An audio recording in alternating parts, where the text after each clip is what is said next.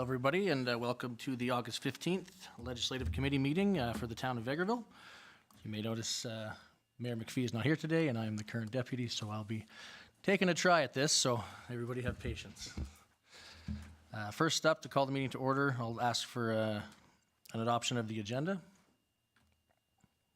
Councillor Rawa puts in that motion. Any additions or deletions?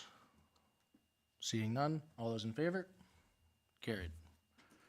Next up is the adoption of minutes for the last meeting, so I'll get a motion for that.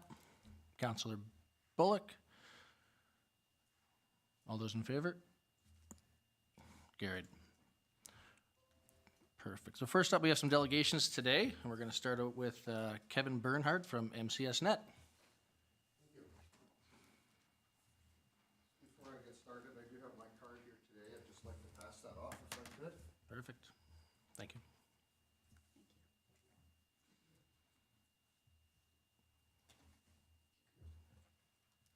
So, Deputy Mayor, Councillors, thank you very much for giving me some time today. My name is Kevin Bernhardt. I am with MCS Net. A little quick, who am I? I've been in St. Paul for just over 20 years now. Not long enough to be considered a local, but I am a easily recognized newcomer. And I've done everything there from work at our chicken plant to manage the radio station briefly. So very happy to live in rural Alberta. Towns like St. Paul and Vegreville, I think, are the best places in the world to live. So I'm very happy to be able to have a job that fulfills me, but also allows me to live in rural Alberta. So it's fantastic. What I'm here to discuss today is who we are, MCS Net, for those that may not know, and the service that we're hoping to bring to the community. We have already started delivering this service, so it's something that we're very excited about. It's something that's available here now. I'm going to discuss that a little bit. It is put together as a presentation, but I hope it can be a discussion, and please feel free to interject at any time. Give this a try. There we go. So MCS Net has been around. We're 28 years old. We are and remain a family business. Leo Vanberbrandt started the business. Used to be a computer store. MCS Net is microcomputer store. They adjusted to providing internet, building towers around the St. Paul area, and has just grown since there. It has remained a company business, and it feels like a company business. One of the nice things about MCS Net is that feel. There's no corporate feel about it. And the way I describe it, it feels like work, like it feels like in rural Alberta. So our culture remains very much the same as the communities that we serve. The other thing that a family business allows us to do, I think, over a large corporation is remain very nimble and adaptable to change. There we go. Excuse me. So, MCS Net today, we have approximately 26,000 subscribers throughout northeastern Alberta. During COVID, we saw quite a substantial increase in our number of customers, obviously, as people were quarantined at home, working remotely, home entertainment improved, or increased. So we saw quite an improvement or an increase in our number of subscribers during that time. What we've been doing since COVID ended is we've been building what's called transit fiber. We are WISP, which is a wireless internet service provider. That's the way that that's our preferred mode of providing internet. We don't necessarily lay fiber to homes, though we have done custom fiber work to some businesses and some homes. Our primary mode of delivery is wirelessly. And this is something that we think makes us ideal for the future and for built-up areas. As you can see from our humble beginnings in St. Paul, we've done fairly well. It's spread quite far from just north of Athabasca, south of Wainwright. We're just over into the Saskatchewan border, and we're starting to creep around the city just north of Spruce Grove.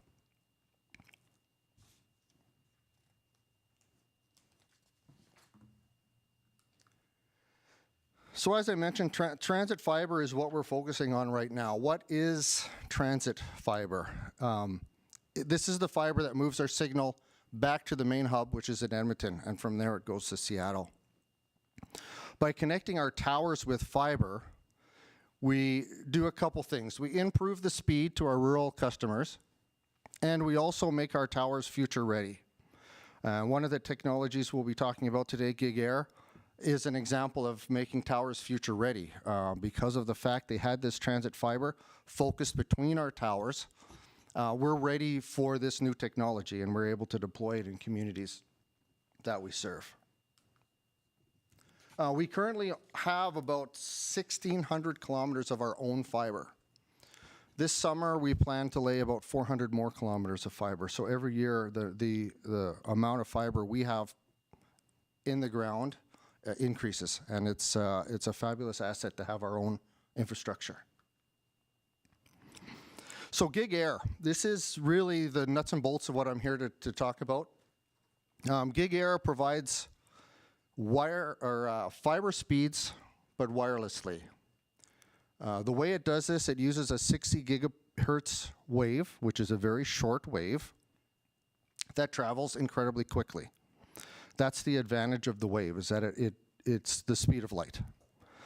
Some of the disadvantages to this wave are because it's a very short wave, it has a short distance. It can travel about 200 meters effectively. And also, a nice row of trees will block the wave as well. So there's some limitations to the technology, but the way that it works, it's very adaptable for communities. What we do is we set up at a tower which needs to be fiber fed. So that's where it starts, is a fiber fed tower. We can then broadcast from that tower about 2 kilometers to an origin point, which we call a POP, which is a point of presence.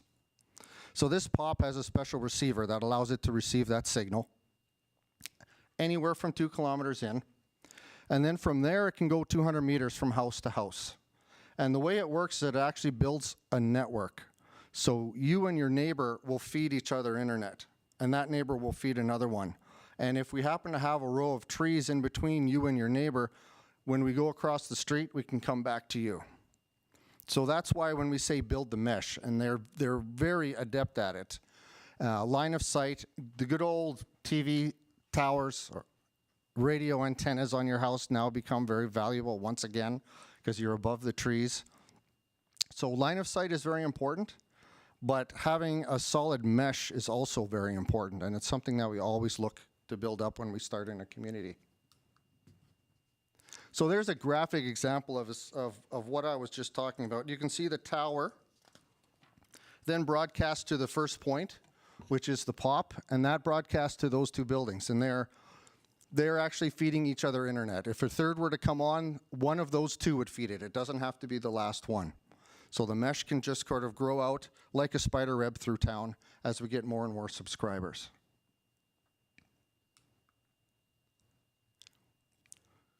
We believe, well, that it is a fantastic alternative to putting fiber in because there is no construction that's required. All that's required is installation of a radio onto the roof of a house, and you have Gig Air. You don't have to put fiber through the ground. There's no infrastructure that needs to be moved. We don't have to worry about anything under the ground. So for a built-up area, Gig Air is fabulous and can deploy very quickly. As an example, to your neighbor just to the west, Mundare went gangbusters with it. And we started with just launching the tower, 1 or 2 houses in the south by the golf course. And it took about 10 days, and we had a vast majority of the customers in town served with Gig Air. The first step is we convert our existing customers, which we called fixed wireless, the people that have our conventional service off a tower, same as we would offer to a rural property. We would switch them to Gig Air. Our team decides where the best POP locations would be in town to build out a network, and we get those converted. We'll see that we have a few here in town already. And then what we do is we build the mesh by taking our existing customers and converting them to Gig Air for no cost. So then it allows more opportunities for people to come on board and to build that mesh network up. This is our plan. This is our pricing. As you can see, we don't throttle the speeds based on your package. The person that's on Gig Air Basic still gets about 1,000 up and 1,000 down. This varies, of course, based on your router and where it's located in the house, but this is the standard. Same as the unlimited. Our most common package is the Ultra for just under $70. That's the one that most people go with. It has more than enough data for your average house. My wife and I are fine on the Advanced, but there's just 2 of us. We don't have any teenagers. For every teenager in the house, bump up 1 plan. So there you go. So very reasonably priced. And we don't lock you in to a specific plan for any length of time. Yes, if you agree for 3 years, your installation is free. But that doesn't mean you can't switch your plan on a monthly basis. So we do have people that start off on a basic plan, and let's say they're having family come over. They can bump that up for a month to Ultra, and then at the end of the month, bump it back down. You're not locked into anything. We don't increase it on you. There's no surprise increases on your bill. So we're very good that way. The other thing I'm very proud of with MCSnet is we have all our customer service and tech support is in-house. We do have a few people that work from a satellite office, but they're all MCSnet employees. So you phone us, you get a person. This is the way things actually sit in town right now. 21 fixed wireless customers and 2 Gig Air. So admittedly, we are not a major player in town, but of course, this is our dream. So it's something that we would like to do is increase the Gig Air that we have in town. As you can see, we have the orange dots are the Gig Air. There's one in the south and one in the north, and they're both in residential areas. I don't know the precise locations of them. But this was, of course, designed to build those mesh networks out, and it will allow us to have one starting in the south and one starting in the north. Because some of the fixed wireless customers are just a little bit too far away from those pops, though, we are still working on getting the mesh started here in town. This is the location of our tower. That is Polaris now. So that's where our tower is located. You can see by the yellow arc there, that's the range. That's a 2-kilometer range from the tower. So we can reach most of town, which would allow us to set up a pop almost anywhere and get a mesh started once we start getting subscribers on board.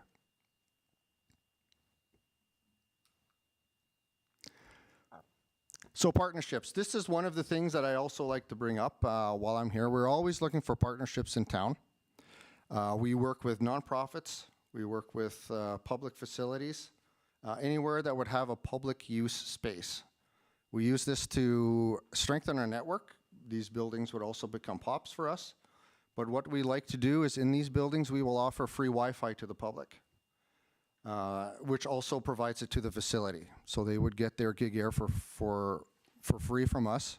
We would have a Wi-Fi hotspot in there that the public can use, and we would also have a POP. So there's kind of a give and a take there, and everybody wins. We do work with ag societies. We work with any nonprofit. We have several ag societies on board. We have several other agencies, seniors centers, anywhere that has a public use space that is a not-for-profit status or public. We are very happy to come on board and give them a free Wi-Fi hotspot. That's my presentation. I wanted to keep it as brief as possible to allow you to continue. If there's any questions, I can answer them now.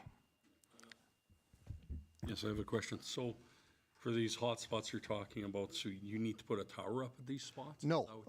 What they get is they get a radio on the roof, which has a small dish on it. And they're going to have 2 radios. One has a small dish, which feeds from the tower, and the other one is a radio that will broadcast Gig Air to their neighbors. So no towers are required. It's just a fixture on the roof, and it's a place for us to start the Gig Air. Okay, so there's no more towers. No more towers coming to town, no. Anyone else? Councilor Rott? So, do you notice any difference or impacts from your traditional setup to the gig air when impacted by weather, storms, stuff like that? Actually, it's quite robust. Yes, atmospheric conditions do cause issues to anything that's broadcast wirelessly. I haven't had any issues at my house at all. We're very stable for it. We have been doing this for several years now, and we have approximately 50 communities rolled out now. And while we do see some signal disruptions, they're minor. And usually when we're having trouble, everybody's having trouble at the same time. We are working on an innovation right now that will make it even more robust.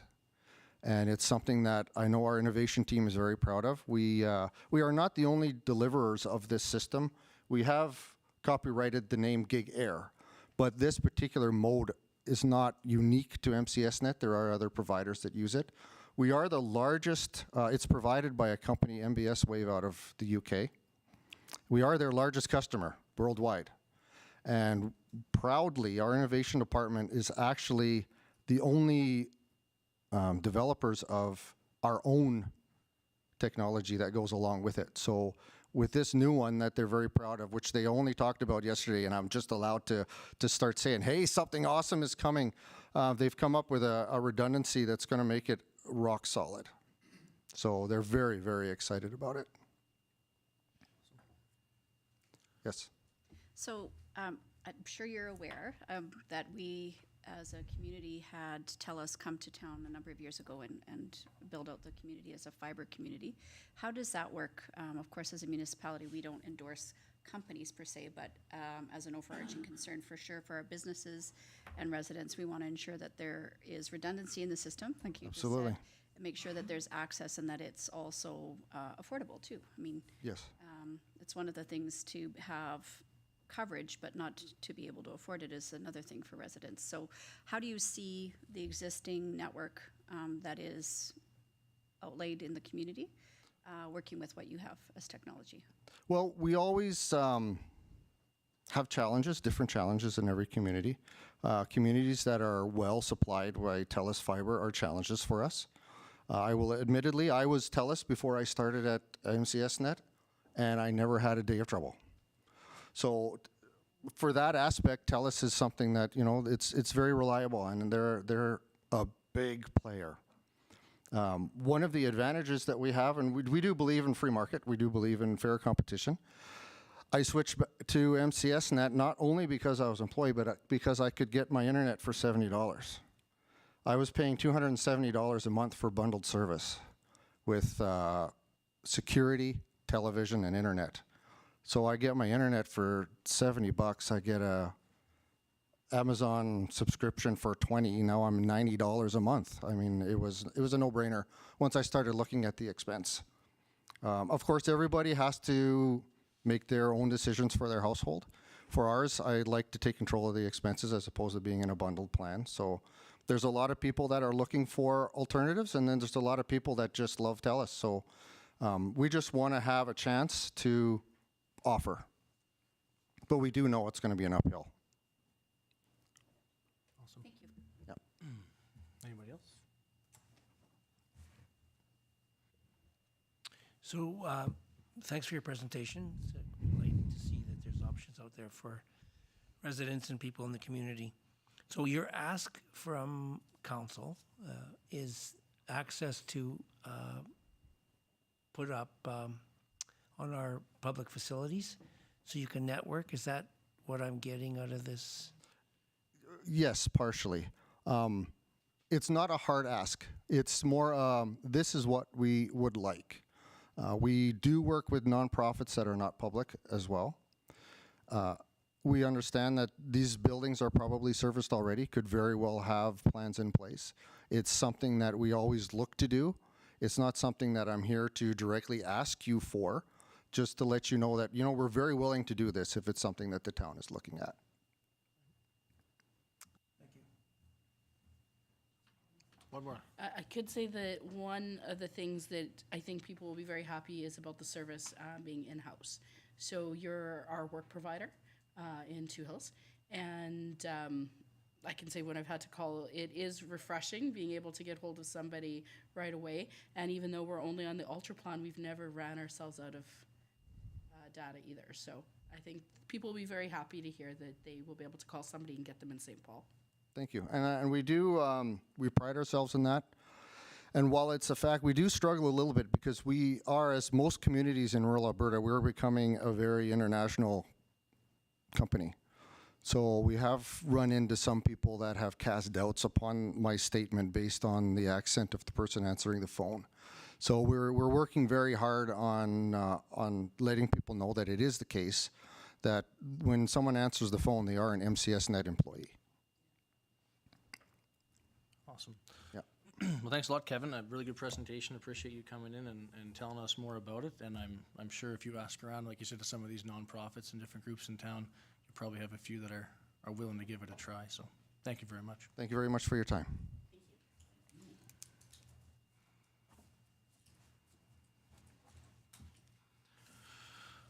Alrighty, up next, we have Staff Sergeant Colin Folk with the RCMP Quarterly Report.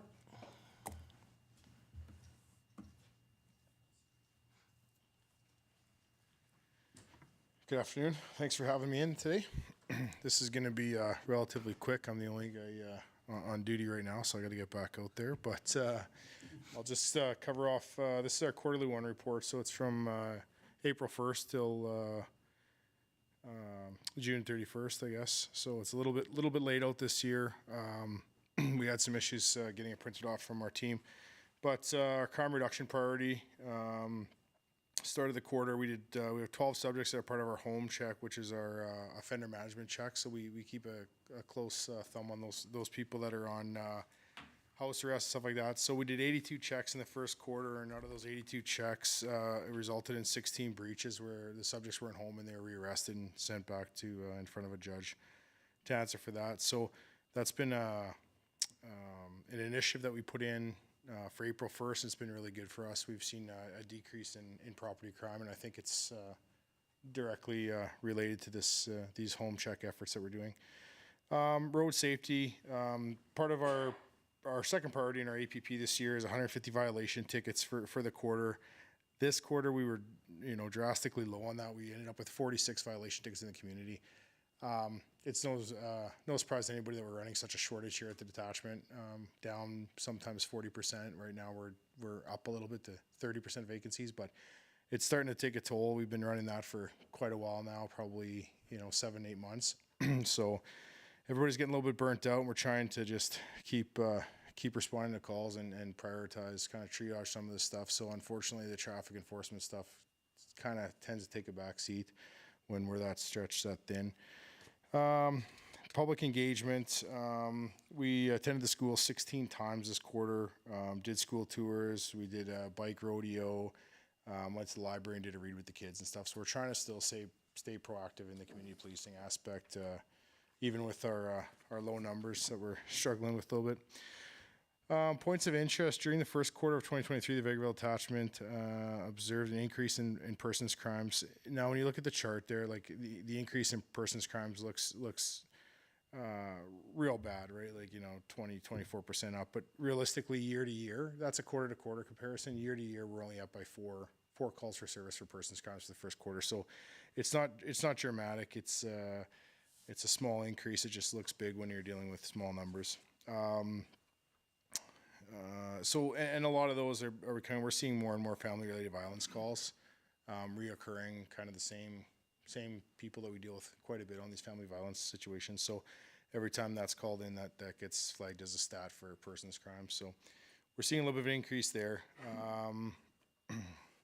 We're also trending, like I said, a decrease in property crimes on the first quarter on the year-to-year comparison. And again, I'm contributing that to this home offender plan that we have going on, where it's mandatory that my members are out checking these people, that prolific offenders that are on house arrest and stuff. So really, it's a small percentage of the people doing a large percentage of the crime, right? So if we keep our thumb on the pulse of the small percentage of the people, we can often see a decrease there. So that's nice. Again, 19% decrease in traffic-related offenses, but a 35% vacancy rate in members. I mean, that just goes hand in hand, right? Something's got to give, and unfortunately, it's the time on the road doing the traffic enforcement stuff.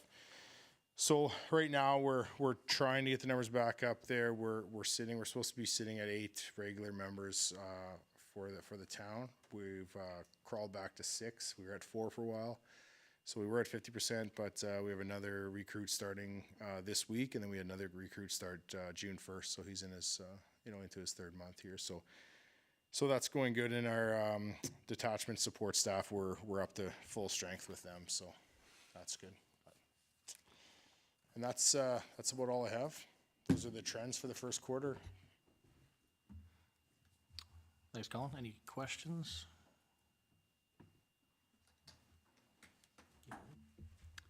Maybe not a question so much as a comment.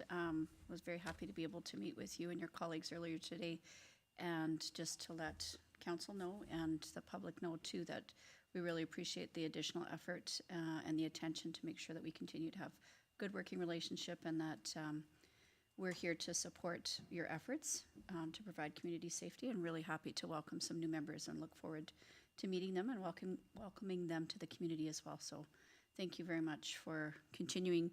These quarterly reports are always great, but it's more important that we continue to maintain open lines of communications, and really appreciate that. Absolutely, thank you. Thanks. Well, you're not off the hook yet. Did you have something? That was a good answer. I was just going to say, your presence in the community is evident. I see that. And the fair was a prime example. I don't know if you brought some people in from outlying areas, but and the presence on the grounds and the presence in the community. So keep doing what you're doing. I'm happy to see what I see. So keep up the good work. Thank you. Thank you very much. Thanks.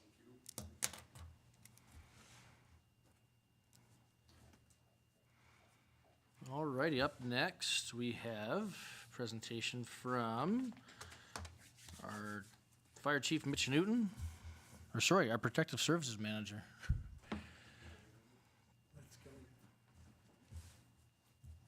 Thank you, Your Worship.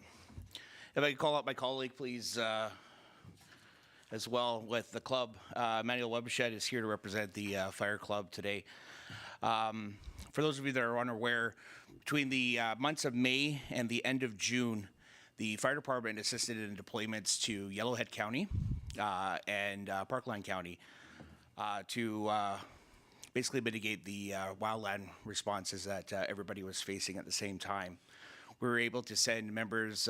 One member went with the County of Minburn, support them. And then we were able to send 2 members for the first deployment for us, and the second deployment we sent 3 members, one being from the County of Minburn. With our apparatus, because it's a joint apparatus due to our fire services agreement, we did a joint tenure. So the funding that we received after we pay out wages and the county portion of the apparatus charges, we were able to get a profit of $51,000, and the club has asked if they can use those funds that will not cost taxpayers that were not budgeted for that as an intake. And if I can invite my colleague up here, he can kind of go further with that.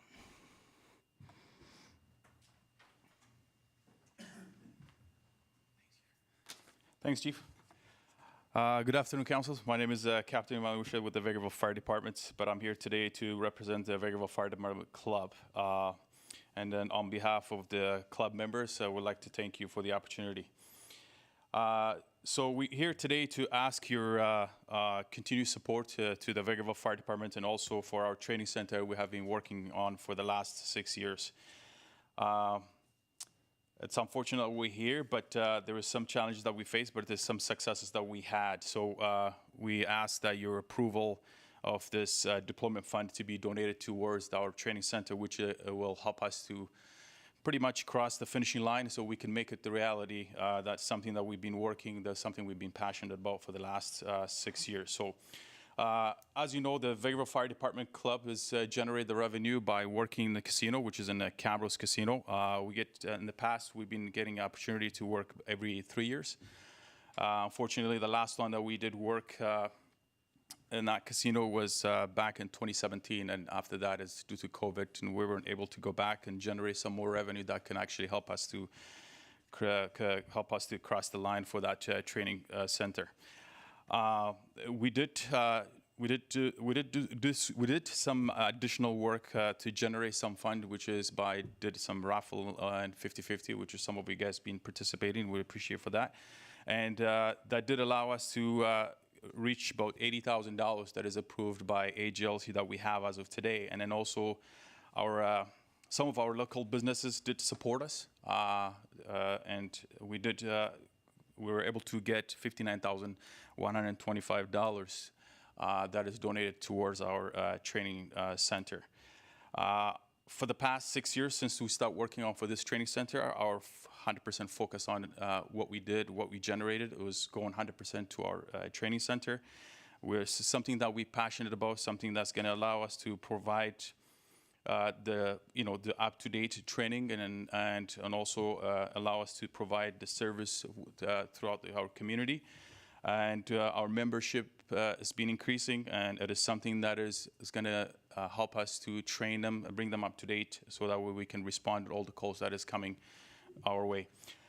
Of course, with some of the successes we have, we did had some challenges, and one of them is by not getting an opportunity to go back to the casino to work in cameras, and then also AGLC is not unsure of what they're going to do with the casino, and so we're hoping to go back somewhere, whether if it's going to be cameras or whether it's going to be other locations in 2024.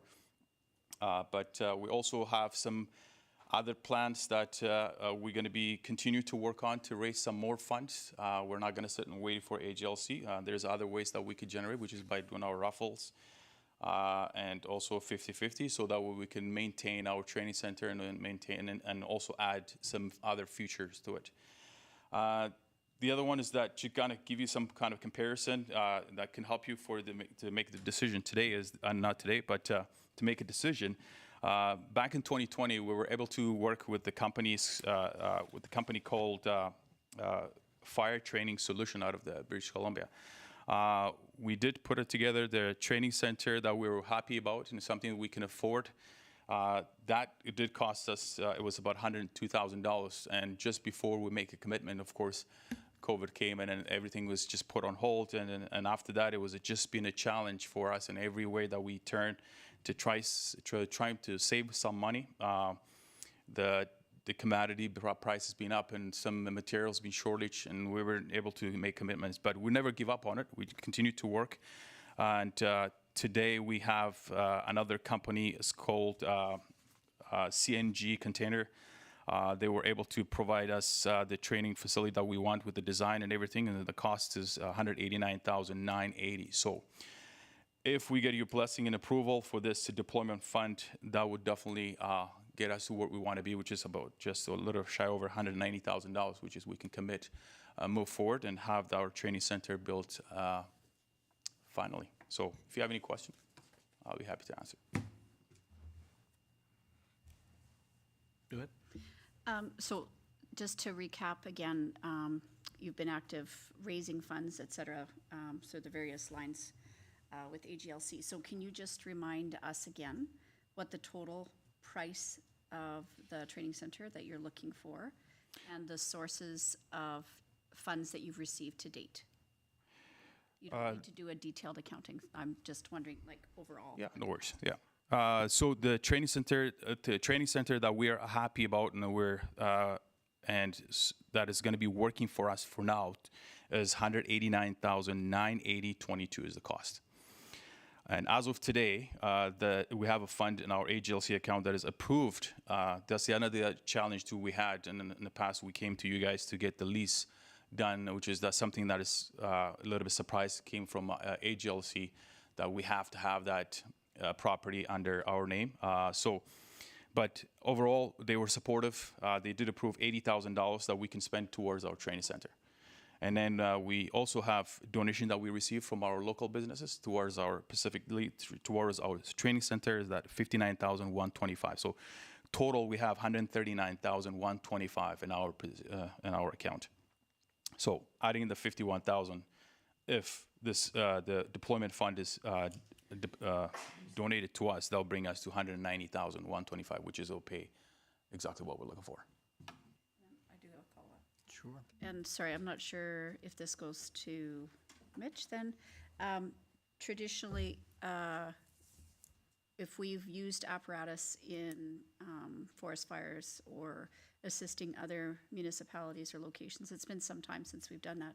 Do we usually put that revenue that's generated by renting our apparatus back into our general operating revenue? Or do you know what, I guess, historically what has happened with that fund, with that money? Unfortunately, I'm not familiar with that. I would have to get that information for you. Unfortunately, Director Johnson's also new to the organization, but we'd have to do some digging because I believe our last deployment was for the wildfires in Fort McMurray. So we'd have to do some digging and some numbers for that. I think we have somebody that might have a little bit of background. Historically, we've all funds generated would go into the operational, the top number in the budget, and would stay there, would never go to the bottom. So any money that's generated goes into that account, and it would be for motor vehicle accidents or wherever we were deployed. And that was prior to the new chiefs and stuff. That was in my time.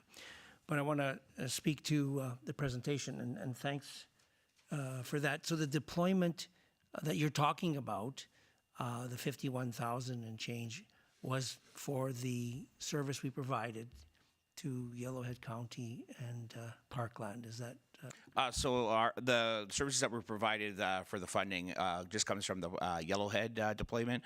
The Parkland deployment was all of the county and Minburn that provided those resources. We just provided manpower during that time, and they've been paid out by county resources already. That's a substantial amount of money for doing what you did out there for your units. Too bad you can't go up to fight some more and generate that kind of money. That's pretty cool.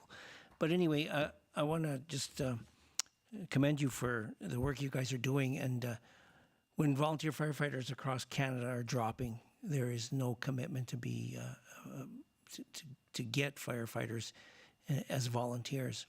And I noticed that we have a healthy supply of young recruits, and a training center would be so much beneficial. You can't train enough in the fire service. So the money generated would certainly be a topic of discussion from council and myself, and I would certainly support a windfall of money like that towards a training center. You can, I'll be one of the advocates for that. Councillor Barry? Thank you, Mr. Deputy Mayor. Great presentation. What I was wanting to know is the time frame that you're hoping to actually get at and finish the training center, because I know that you've been working at it for quite some time, and I'm certain that you have a dream date. Well, our dream date was yesterday, but no, it's, if we get your blessing or your approval for this budget, we actually want to commit it right away. We just want to make our 50% down payment. They'll start work on it. So we're hoping to see that training center before the year end in our ground. That would be nice. Perfect. Anyone else? We're good.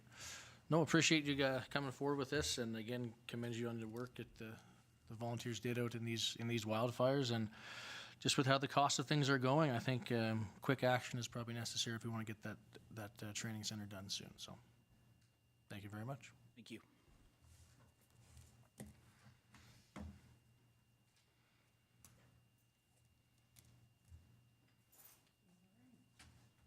I guess we'll have it discussed at Monday's meeting, but that's what I mean by quick. Some eyes looking over here. Awesome, thank you very much. Next up on the list is Mr. Jameson Brown, Community Engagement and Economic Development Manager, talking about our Regional Economic Development Committee. I can go, but I think you're actually, we have... Are we doing the two? Oh, did I miss something? Look at that. First time up, I already missed it. We're going to keep Mitch back up here. So now we can talk some more about the fire services capital plan for the county of Midburn.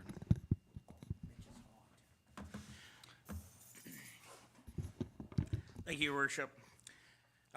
Council has the package in front of them that the joint capital plan going to about 2031 in front of them.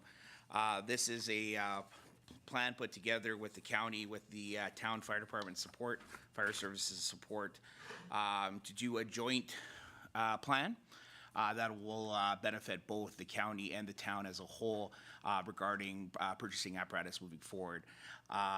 We would both take on the responsibility of funding 6 apparatuses and use those in both communities if required, instead of each taking on our own. The town currently has a fleet of 3 vehicles that are solely funded by the county, but we use those in town if required as well. So, or vice versa, we would take our vehicles out there if required. So the plan makes sense.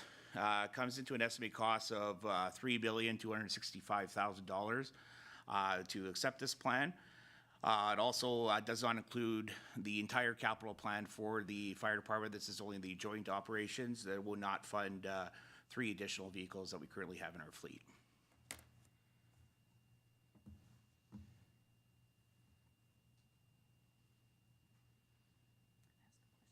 Yeah, go ahead. So can you enlighten me how this is different than we had just negotiated not long ago? I mean, kind of forget how long ago that was, as we were doing joint municipal planning for fire services agreement. How is this different? Is this strictly the apparatus? That's correct, yes. Actually, in that agreement, it stated that we had to have a plan in place by December of 2022 due to the fact that new staff turnover has happened and different people in different positions. This is coming to light now to finish off the plan. Okay.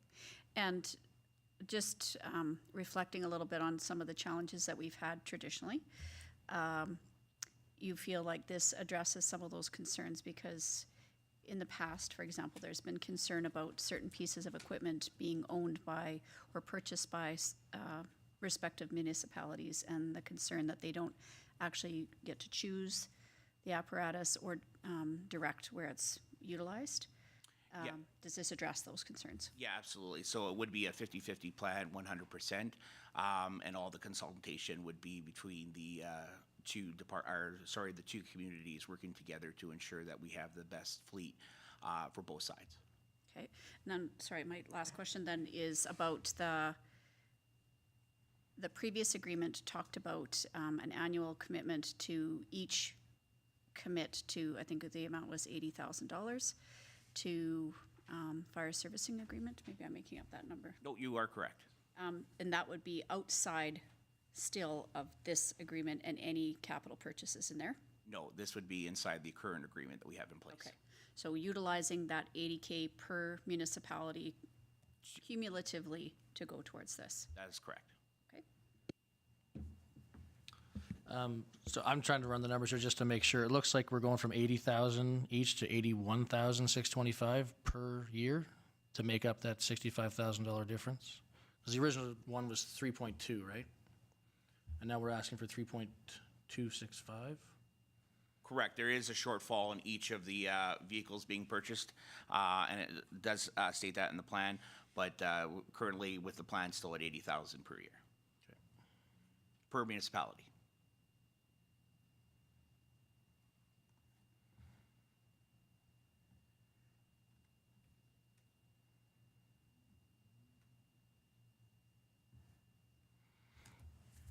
Anybody else have any question? Councilor Lemko. So the 3.265 million is over the lifespan of the contract, right? So it's not. It's 80,000 per year for X number of years. That's correct. Yes. All right. And I believe we have budgeted that accordingly. We've agreed to that agreement that we will supply our portion as the county supplies theirs, if I'm not mistaken. So this is just a ratification of your agreement to have it in place by the end. Yeah, correct. So the, again, the agreement wasn't put in place as per the original agreement when it was supposed to be. It's a schedule part of the agreement. We're just bringing it back to our potential councils now, both councils now. They're going tomorrow with the same proposals. Yeah, so it's not a new ask, it's just a ratification of. Correct. The ask. Yeah, that's the way I understand it. Thank you very much. It still has to be, it will change from 80,000 if you want to, if you want to make this up, but the ratification of the agreement at least will. Yeah, I understand that. Okay. Nope, that's good for me. Anybody else? Councilor Rallo? Thank you for that clarification, Councillor Lemko, because I'll be honest, when I first read it, and it does say it very clearly here, but I was thinking that this apparatus was an additional ask to our already agreement, so thank you for that.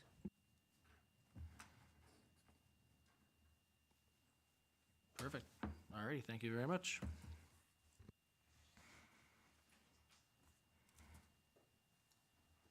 Now we'll call on Mr. Jameson Brown for the Regional Economic Development Committee. Thank you very much, Councillor. Deputy, Your Worship.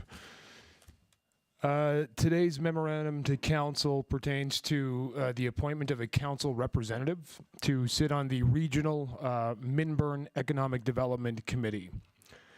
So the background on this is that in March of 2023, the County of Minburn, the Village of Innisfree, the Village of Manville, and the Town of Vegreville were successful in a joint application of the Alberta Communities Partnership Grant to fund the development of a regional economic development framework. In June, Outlook Market Research and Consulting was awarded the contract to create the above-referenced framework, and in August, representatives from the county, both villages, and the town of Vegreville met with the firm to discuss course of action and next steps.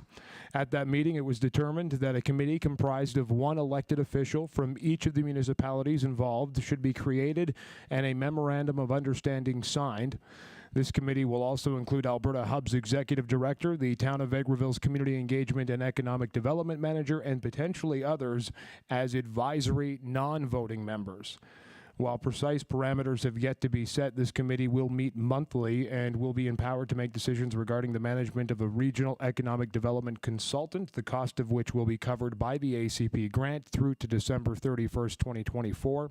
This committee will also be tasked with the overseeing of projects undertaken by the EDC in 2024, including a potential business retention and expansion study, as well as other initiatives. Financial implications as it pertains to this, the ACP grant provides $187,000 of funding to this regional initiative. Although unlikely, any other additional funding for ancillary costs required would first need to be approved by the committee based on an intermunicipal cost-sharing formula. These potential funds, along with the proposed formula, would ultimately need council approval from all involved parties, however. Our options today, as it again pertains to this, option A, appoint a member of council to sit on this committee, and option B, choose not to have an elected official sit as a Town of Vegreville representative. Thank you. Thank you. Questions or comments? Councillor Bullock? Well, I know this has been a long time coming already. It seems like it's been a while ago, but this is very good and very important for the area, so definitely be in support of one of us sitting on that for sure. Councillor Lemko? Yeah, Jameson, the meetings would start how soon? The hope, Councillor, would be that we would start meetings from what I understand late next month, late in September. Again, the committee, while a lot of the parameters have not been yet set, and I can only attest to this because we've only been to one meeting as advisory members. They're hoping to have a regional EDC, economic development coordinator, hired right out of the gates in 2024. So there will be some preliminary meetings late in the month of September, and then probably October, November, in the hopes of ratifying that position and immediately getting to work. Yep. And the reason I ask is typically at the end of October is the committee assignments, at which time would probably be the best time to appoint a counselor to that committee, as I think we're also talking about other potentials, the Ag Society and Cultural Association and all that. So might be a time to discuss at that point. Councillor Warawa. Looking at the options and talking about appointment of a counselor or not having an elected official, I don't know what everyone's thinking on this. I just know we've done a few committees and boards before where we have sometimes not put an elected official, and sometimes we felt that there was maybe a little challenge getting information relayed back, or working within the groups. So from my stance, I think that given the nature and the importance and the fact that we know that provincially and federally, even a lot of grants that are being asked to be applied for, like joint grants and partnership grants, I think that it's probably a good idea to potentially make it a counselor that we would appoint. Councillor Rudick.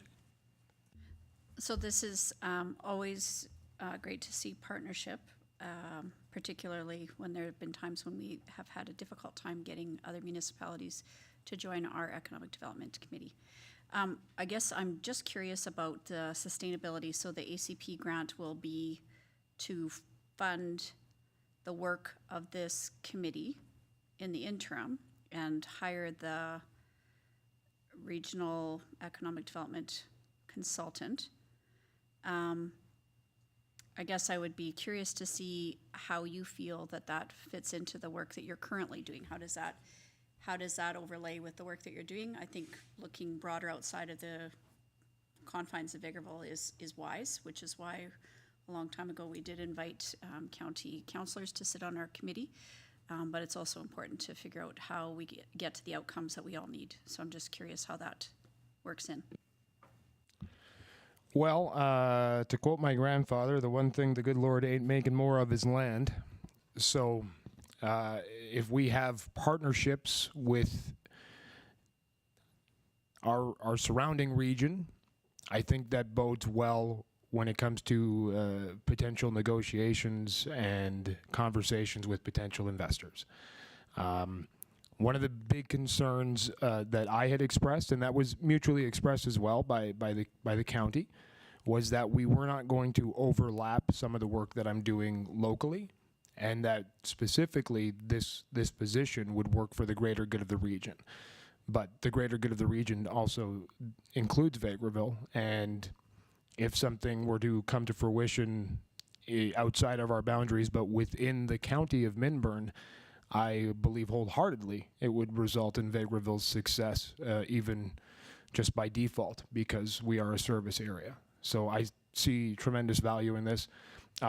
Sustainability of the position, the proof will be in the pudding. We'll see what happens throughout the span of a year. This grant is obviously a sizable amount, $187,000, and I think we can do a lot of good with that money. Does it go beyond 2024? I think that's to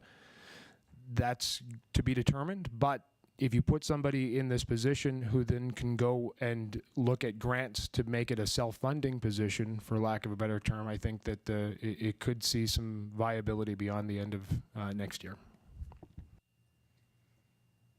As follow-up then, I think it's only prudent that it be somebody that sits at this table to be able to provide that relay of timely information back, to be able to make those budgetary decisions that are going to be impactful. Because again, if we've got the Regional Economic Development Agency represented by HUB, as well as this greater Regional Economic Development Committee working with our local development that we've got as our goals, I think we need to have some seamless conversation there. So do you need us sooner than our organizational meeting in October, as Councillor Lemko alluded to, or what is your timeline? Well, given that we're kind of working collaboratively here with other partners, I guess the main point of putting the memo in front of you today was the kind of gauge interest. If we're seeing interest, and I believe we are, not to put words in anybody's mouth, I will confer with my colleagues and ask when the meeting will be, and we want to make sure that we're well represented at that table as soon as they call a meeting, and we can proceed from there. How does that sound? Not having an idea as to when the meeting would be, I certainly agree with Councillor Lemko that would be an ideal time to appoint somebody. But if for some reason they're planning in several meetings or even a few meetings between now and that point, I mentioned that I'll be a part of the committee, but only an advisory role, so I wouldn't have a vote. So I think it's important that we're at that table if they start earlier than October, but we can take it step by step and determine when the next meetings will be and go from there. No, perfect. That's great. And just the whole thought of it being a cost-sharing formula with who's doing what and how, it'd be very important for us to get our head through the door first, because it's a good potential of maybe more funds coming this way as we are a hub community. So, excellent. Anybody else? Alrighty, we'll move on to Mr. Jameson Brown again with pricing and marketing of town-owned lots. Thank you very much. The topic of this memorandum to council is the establishment of updated pricing and marketing parameters for 3 vacant town-owned lots, including 4414 49A Street, 4709 49th Street, and 5617 49A Street. The background: all 3 above referenced lots are priced at $60,000 each and have generated very little interest from potential purchasers, leading senior administration to explore price adjustments. The MGA requires selling land at a price that is as close as reasonably possible to market value, and per the town's sale of town-owned land policy, the prices set by council can be determined by several factors, including the written opinions of realtors. The Community Engagement and Economic Development Department has dialogued with 2 local real estate agencies, and, as expressed in the attached written correspondence, both agencies have deemed the fair market value or list value for these lots to be $19,900 each. Council must also set marketing parameters for town-owned land, including but not limited to listing the properties with local agencies and commission rates. All 3 lots, prices, and property details are presently posted on the multiple listing service, otherwise known as MLS, and Vegreville.com. So the financial implication, should we forge ahead with some of the options, should council elect to list these lots with the 2 Vegreville-based real estate agencies, there would be an initial service fee of $100 plus GST per realtor per lot, for a total of $600 plus GST. Should a realtor approach the town with an offer that council is agreeable to on the lots, the realtor would also be compensated a commission rate set by council.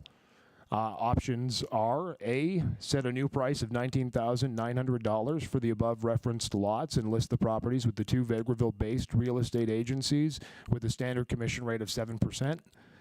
Set a new price of $19,900 for the above referenced lots. Inform realtors of the new prices, but do not enter into a listing agreement. And finally, option C, keep lot prices as well as current marketing efforts unchanged. Thank you. Thank you very much. Questions or comments? Councillor Bullock. Hi, I guess what I'm thinking here is that the pricing actually is probably more within line. I had a lot myself in the town, an old residential area. I could hardly move it, so it took in the low 20s to get rid of it anyways. So, and that was a couple of years back. So I would say it'd be a wise idea to move to the 19.9 for these specific lots. I did drive by them, have a look at them to make sure. And I would support the decision of 19.9 with option A.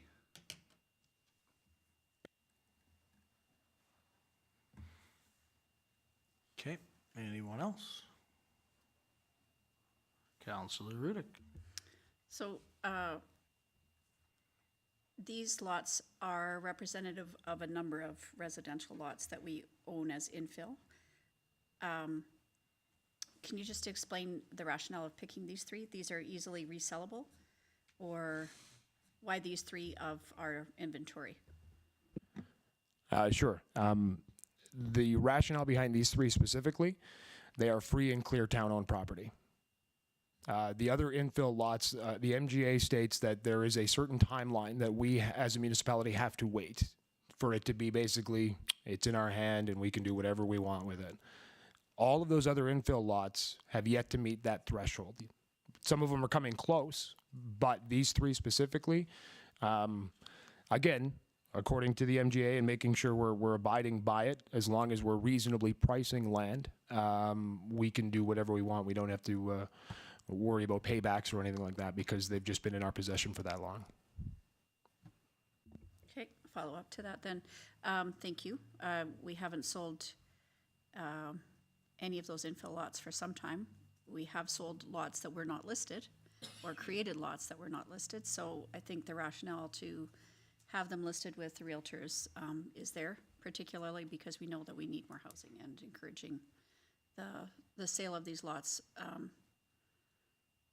is prudent. We need to move some of these properties to be able to encourage other people to build. And I guess the challenge for another day would be to determine whether or not we are encouraging building in a certain timeline, but these are free and clear to be able to sell.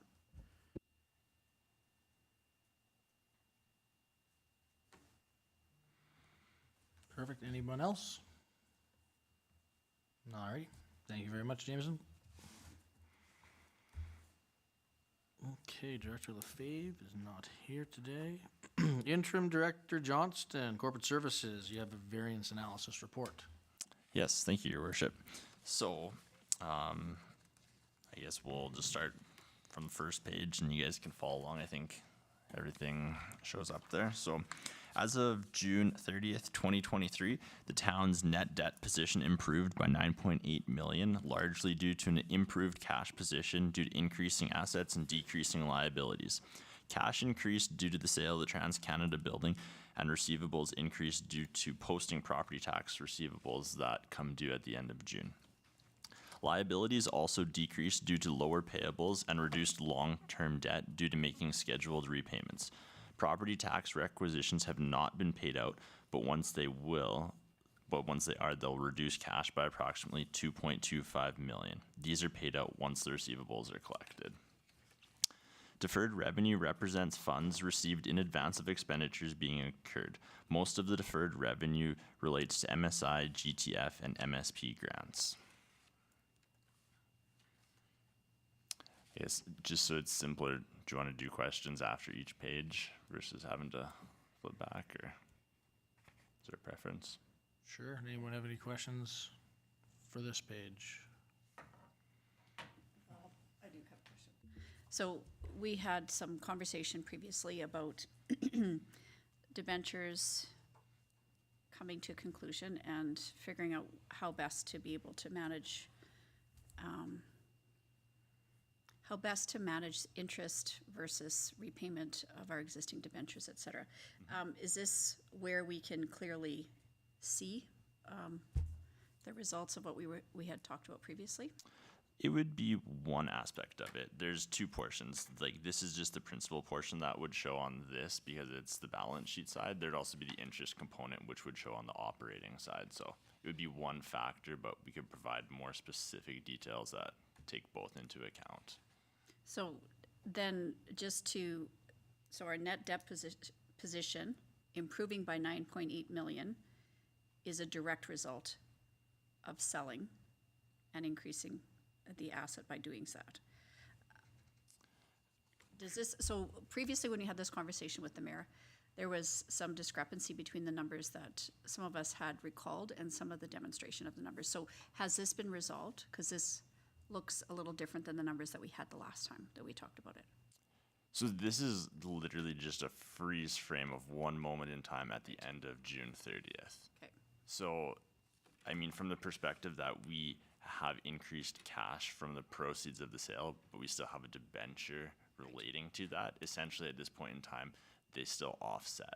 But instead of having the asset, we have cash in place of the property. So I'm not sure that I'm... Well, I guess I'm trying to be sensitive because I don't want to make it seem like I'm being accusatory. Because before there was some numbers that didn't quite make sense, and so this looks a little bit different. So I think maybe some of the money has come in, and so our debt limit, for example, is the same as it was before because we're not paying off debenture. Right. And essentially, this report is skewed because it's right when property taxes are collected. So cash is as high as it's going to be, as well as AR is still high relating to property taxes that we're going to collect but haven't yet collected. Right. Okay. Then I guess the other question, I'll wait for later because it's the next page. Councillor Barry. Yes, thank you, Councillor Rudick. If I recall, I believe the numbers that we were trying to reconcile were more related with as to how we were going to use the various debentures to pay a couple of the projects that were coming up. And I'm not certain if we have had a clear answer on that as of yet, but that wouldn't be a subject for what we're dealing with at the moment. Thank you. All right, page 2. All right, so as at June 30th, 2023, the town has completed 50% of its fiscal year. The duration of this report will discuss the variances from the same period in the prior year when current revenues and expenditures are greater than 50%. So in some cases, we're going to see costs that are lower than 50%. We're not going to spend a lot of time exploring those variances because they're in favor of spending less. So general revenues are up by $711,257. Of that amount, the increases can be attributed to property tax revenue being up by $470,586, franchise fees being up $48,488, investment income up by $175,326, and then tax penalties up by $16,907. So the biggest differences there are just differences in property tax assessment values, producing more tax revenue. And then just with the increased interest rates that we've seen over the last year, 6 months, we're trending and earning more interest income on the amount of cash we have sitting in our accounts. So corporate service revenue is down compared to the prior year. The prior year value included an ATCO streetlight investment of $297,943. So if we accounted for that one-time grant and normalized it, the revenue is actually $17,000 higher in the current period compared to last year.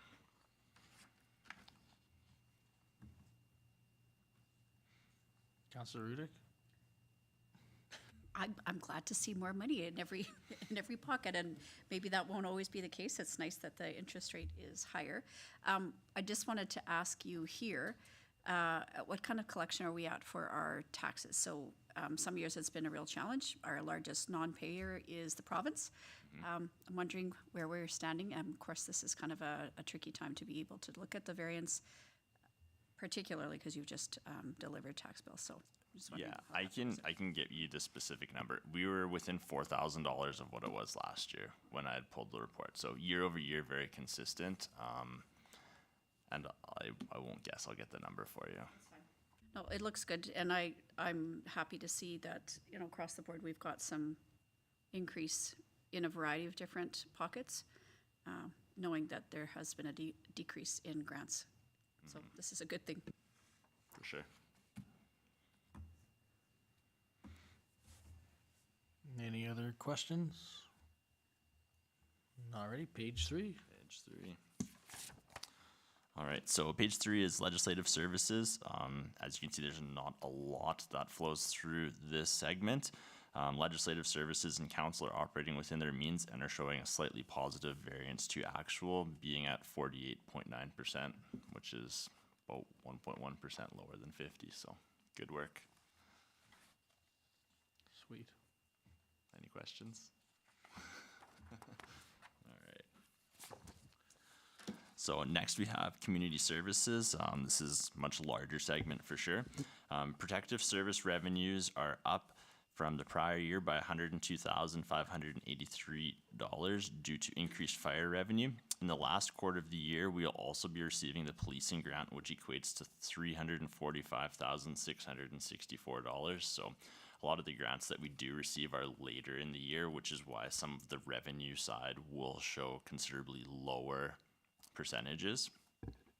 Additionally, Parks and Rec is comparable to the prior year, and we'll see a large increase once we receive the funding from the county. This is typically received late in Q3.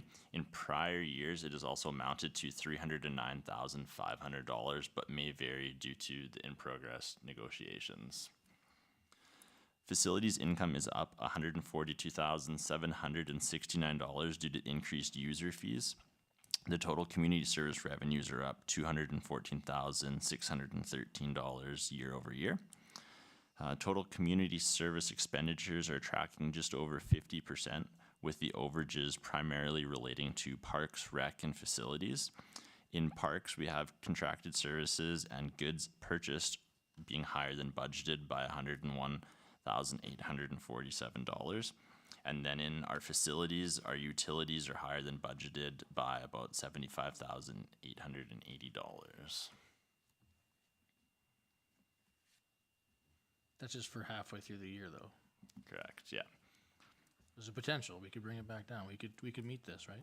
Yeah, there's always potential. I mean, with different rates, we also will be having a new contract with Alberta Munis that will probably have some rate reductions compared to what we've seen, so that'll help out a little bit. And then also depending on seasons, what we see weather-wise once we fire up the ice plants and stuff like that in the fall are kind of an unknown. If we have a warm fall, it'll cost a little bit more. If we have a cool fall, which they're saying we might have, then it might cost a little bit less. So Perfect. Lights Fridays and Saturdays. Right? Turn off the lights at night, okay? that's right. Rolling blackout. I do have a question. The facilities income increased by user fees, is that due to a specific user group, or the increase that we implemented across the board for all user groups, or? Yeah, so it looked pretty linear. I didn't dive many years prior, but I think a lot of it is people just kind of resuming more normal day-to-day lives now that COVID's kind of taken a back seat. So I think that people are just out and about more and starting to use some of the town facilities. That's a lot. Mm-hmm.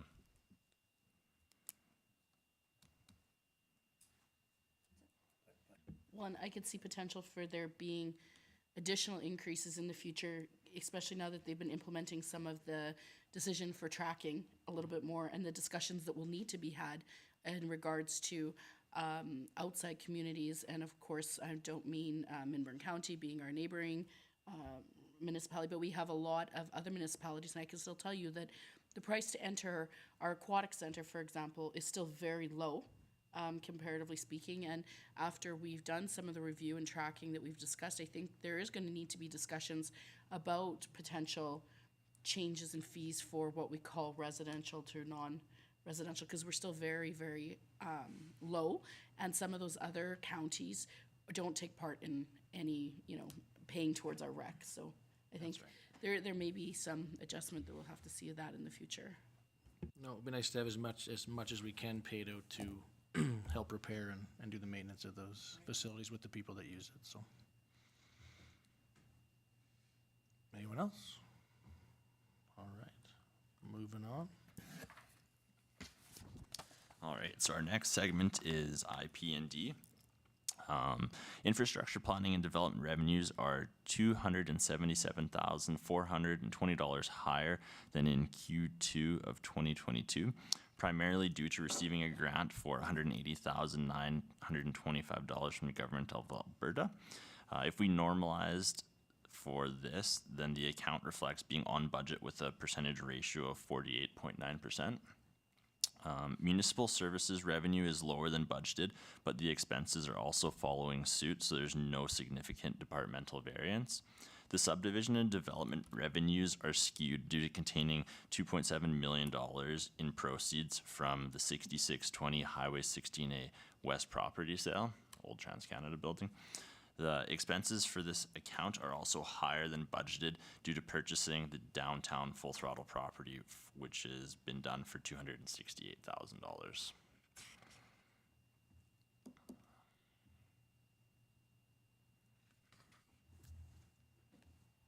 Questions?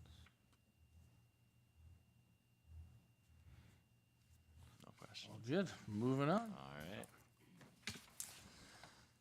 So getting towards the end here, our next segment is revenues by source.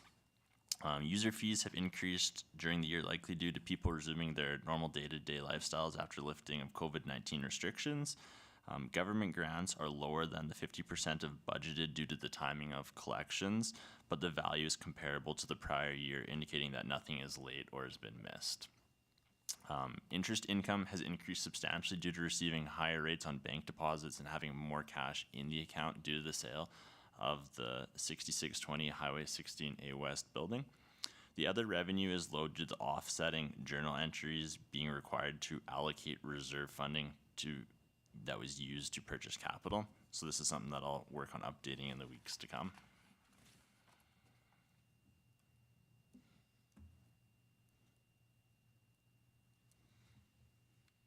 Any questions here? So this is all following pretty good suit mostly, so. Yeah, for the most part. And page 7, I guess. 7, almost done boring you guys. This segment is expenditures by type. Salaries, wages, and benefits were $295,000 higher than in 2022 as of June 30th, but are within the budgeted amount. This is consistent with the 3% cost of living adjustment and grid increases that were occurred during the year. So as noted, are higher but within budget and at 49%. Interest on long-term debt is lower than the prior year due to interest costs declining with having lower principal balances outstanding. So as we get further into those payments, they become higher weighted towards principal than interest, which we're starting to see. The balance will rise throughout the year as there are more payments that come due in the remaining 2 quarters of the year. And as a town, we do not post accrued interest monthly, so we post it when the payments are incurred. Capital funded from operations is nearing its budget as the majority of capital items have been purchased. Most items have been close to the budgeted values, but we continue to see costs fluctuate depending on supply, demand, and inflation. The other transactions, allowances, and adjustments include the purchase of the downtown Full Throttle building for the $268,000, which is why we're showing the budget variance of 433%.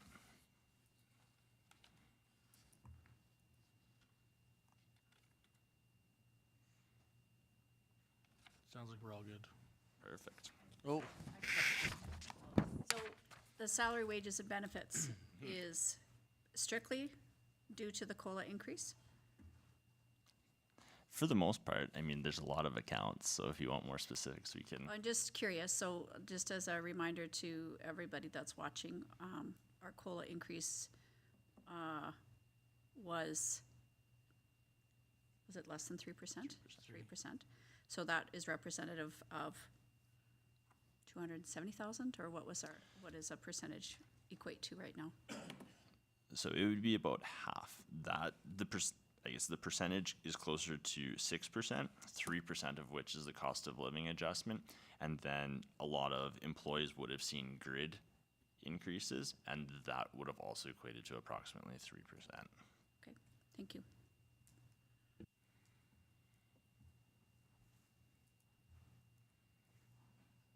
All right. Moving on to our last page. So on our last page, we just basically have the excerpt of some of the capital projects. For the sake of clarity, we changed the date to this specific report to be August 15th, just so people can relate what they see as being done to the current day. Running through a few of them. The paving at 53rd Street and 51 and 52nd Ave is complete, slightly over budget. The Bruce Road service road repairs are not started. Paving at 54 Ave East of 47th Street is in progress and nearing completion. Elks Park paving, or Pasanka Park, is for the most part done. We're just waiting on the invoice to come in for that, which should be on budget from what I'm told. Some of the equipment that we've purchased was the hot pour machine, came in at 97.9% of the budget. We've purchased the line painter, commercial paper shredder, which was slightly over budget. The landfill boundary fence has been ordered, but it has not been paid for or received. Same with the replacement for the motor control center. The forced main project, the tender has been authorized, so there'll be more details to come on that in the next few meetings. The aquatic furnace replacement has been completed under budget. The Hall of Fame is nearing completion and is anticipated to come in at a total cost of around $15,000. The Zamboni Edger has been completed, slightly over budget, but very close. The line painter has also been purchased under budget. The scissor lift was over budget by about 10%. The facilities vehicle for Parks and Rec was over budget by about 20%, due to the timing of, I think, when quotes were received and when it was actually purchased. The Pasenka barriers are in progress, but we haven't received any costs for those as of yet. The town office window upgrade is the same. We're just waiting on the report and invoice.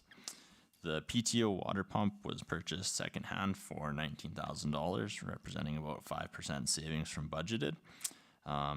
We ended up buying a New Holland track skid steer rather than a Bobcat, just from a pricing perspective, and was able to save about 18% on that for it to do the same work. The replacement for engine 1, we are just awaiting the tender, but I believe it's going to come in slightly higher than the $800,000 noted here. The gear washer is in progress, as is the SCBA and the SCBA air compressor.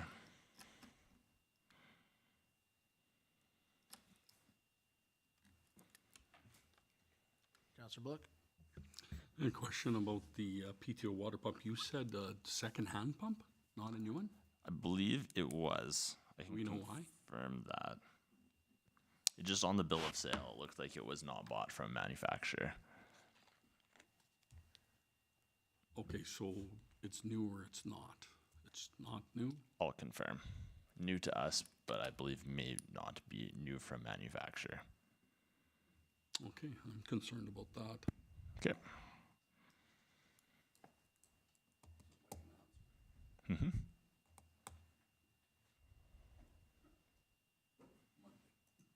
Monday. Any other questions? No? Awesome. Well, thank you for the report. Nice to be in the loop on how things are doing. It generally looks pretty good overall. I know it's tough with inflation and supply chain and all that for the other purchases, but it seems to be a little bit, you might get some back here, up there, so we'll see how it all turns out in the end. Yeah, for sure. For the most part, everything's trending in line with where it should be. All right, next up, Director Johnston. Yes, so next up, we just have a letter from some town residents. I'll just present it as it reads and we'll go from there. To the town of Vegreville Council, we are the Somervilles and our young family in town. We have been living in Vegreville for 3 years and have been enjoying living in Vegreville. We bought a fixer-upper and have been busy renovating it since day one. Needless to say, we are settling in Vegreville and we consider it home. When tax time rolled around, we wanted to switch to monthly payments to be able to avoid the lump sum every year. We started the process in May when we had time off from our work. However, we were informed we had to back pay from January to current and then come into the office again in order to request the monthly plan. We tried times in between June and July to come into the office to make that change. However, due to the open and close hours of the town offices, as well as the closure over lunch break, we were unable to come into the office to make those changes. We have now paid $1,514.80 to bring us to August for property taxes and have been informed there is now a late fee of $348 in addition to having missed the deadline to change to monthly payments. We are asking to have this late fee waived and seeking approval to change to monthly payments for the rest of the year. The additional $348 is a large sum of money for our family to now be expected to pay on top of the regular taxes, and for us the open office hours were almost impossible for us to be able to come in during these hours with our work schedule, and we're not able to get into the office building to attempt to make these changes until now. For our little family renovating our home as it's falling apart, the late fee charge is part of our budget and not easily thrown away for us. We are asking for you to consider forgiving the late fee and approving us to switch to the monthly property tax payment schedule so we can officially focus on our new healthy monthly budget. Thank you for your time and consideration. Thank you very much. Questions, comments? Councillor Rowe? I may have a follow-up question just in regards to hours itself afterwards, but my first one is does a person have to come in physically to sign up? Is there a method that they could have done it online or by phone or anything? I'm just wondering if the only method is coming in person. So I'm gonna request the help from CAO Link, but my understanding is that via phone or through email that they are allowed to start the process. Okay, I'm unfamiliar with that. I will find out. I do know there's forms on our website, but whether or not they have to be, I think they have to be signed, but I don't think they have to be signed in person, like with somebody at the counter. So we will double check into that because I signed up years ago, so I'm unfamiliar with the process now. Yeah, if we could find that out, I appreciate that. Yeah, my understanding is that the only requirement is that they complete the paperwork. It can be sent in, which we will confirm, but they do have to just be paid up or current before they can enroll in that. Current to the date or current for the whole year? So current up until June 30th. So if you wanted to enroll in the TIP plan to avoid paying the lump sum, you would have to essentially pay half of your balance owing to bring you current to June 30th, at which point in time you could enroll and pay monthly for the remainder of the year.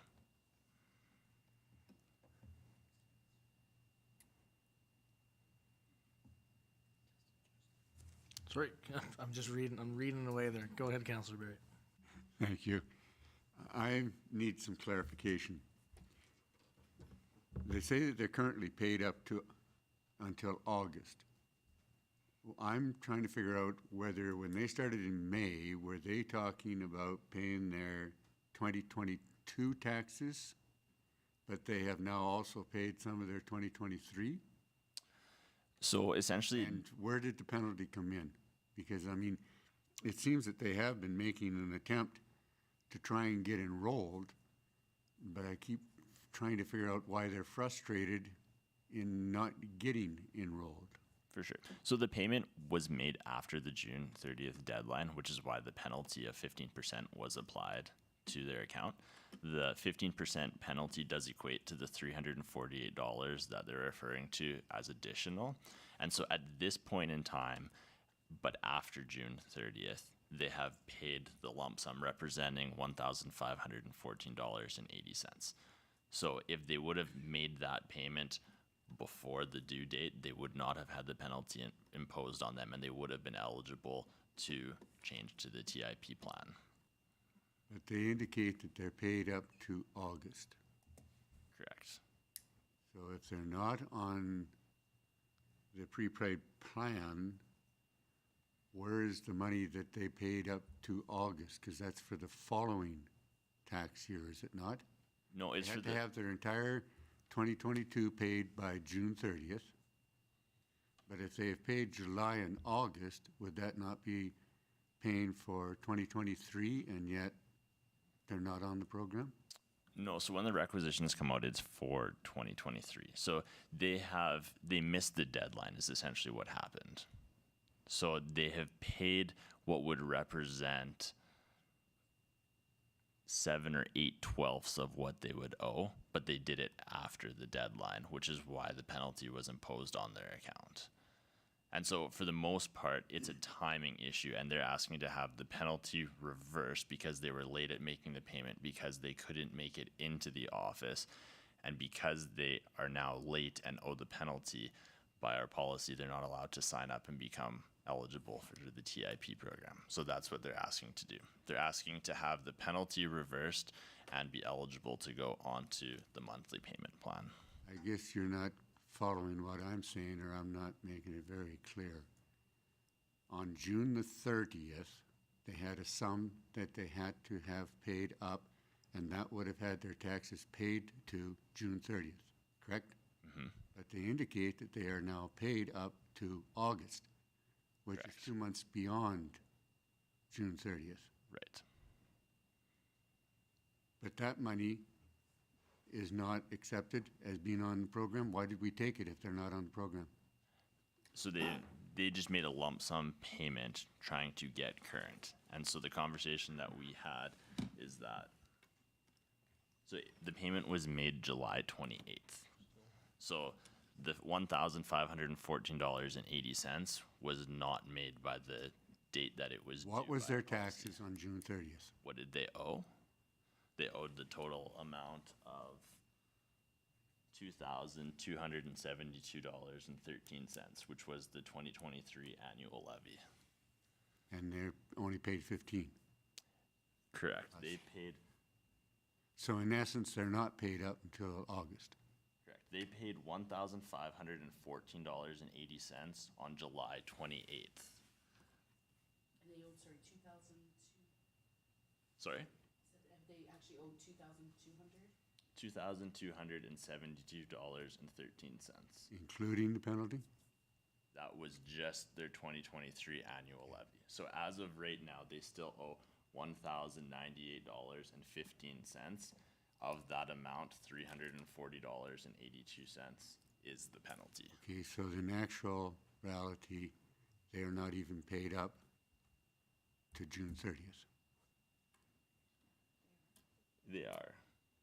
So essentially, what they're asking for is a deviation from the policy. They're asking for the penalty to be waived because they were late in making their payment because it was made on July 28th rather than by June 30th. And they're also asking to be eligible to enroll in the TIP program, which they normally would not be able to because their account as at June 30th was not considered current. Okay, thank you. So it's either they pay the penalty or the penalty gets waived, they would be able to go on the program. Correct. We've traditionally, the last couple of years, particularly since COVID, we've been encouraging as many people to sign up for TIP as we possibly can. And to that end, it would be incumbent upon us to try to facilitate that. So I'm not sure why we have the policy that if they're not current, that they can't. This letter aside, anybody that's having a challenge paying their taxes, we would want to try to encourage them to pay monthly if possible, because that would be less cumbersome for them and to our benefit. So I don't recall that being part of our TIP policy, so I don't know if that's a conversation for another day that we need to bring back. But I guess the other part of it too is our office hours are different than many other businesses, and they're different than banks. We're not very accessible. And as we've been trying to offer more offerings online, there's still many things that we do not have online. And I know that, sorry, what was the term that we were using? Virtual town hall. I know that that's not completely up and running, and there's lots of portions of that particular service offering that are not very, for those of us that are used to doing a lot of business online, our website isn't fantastic. We do have option pay as well, though, which is essentially a duplication to virtual town hall. Yeah, and so I guess what I'm saying, while I'm being critical of our system a little bit, and also understanding that there is a deadline, I'm not sure. Can you just remind us what the hours of operation for our office are? It's 9 till 12? What? Sorry. Our hours open to the public are 9 a.m. till 12 p.m. We close for 1 hour for lunch. We're open again at 1 p.m. until 4:30 p.m. Monday through Saturday, or Monday through Friday. I was going to say, yay, we are very I was accessible. like, whoa, I think my staff will revolt if I say we're open Saturdays.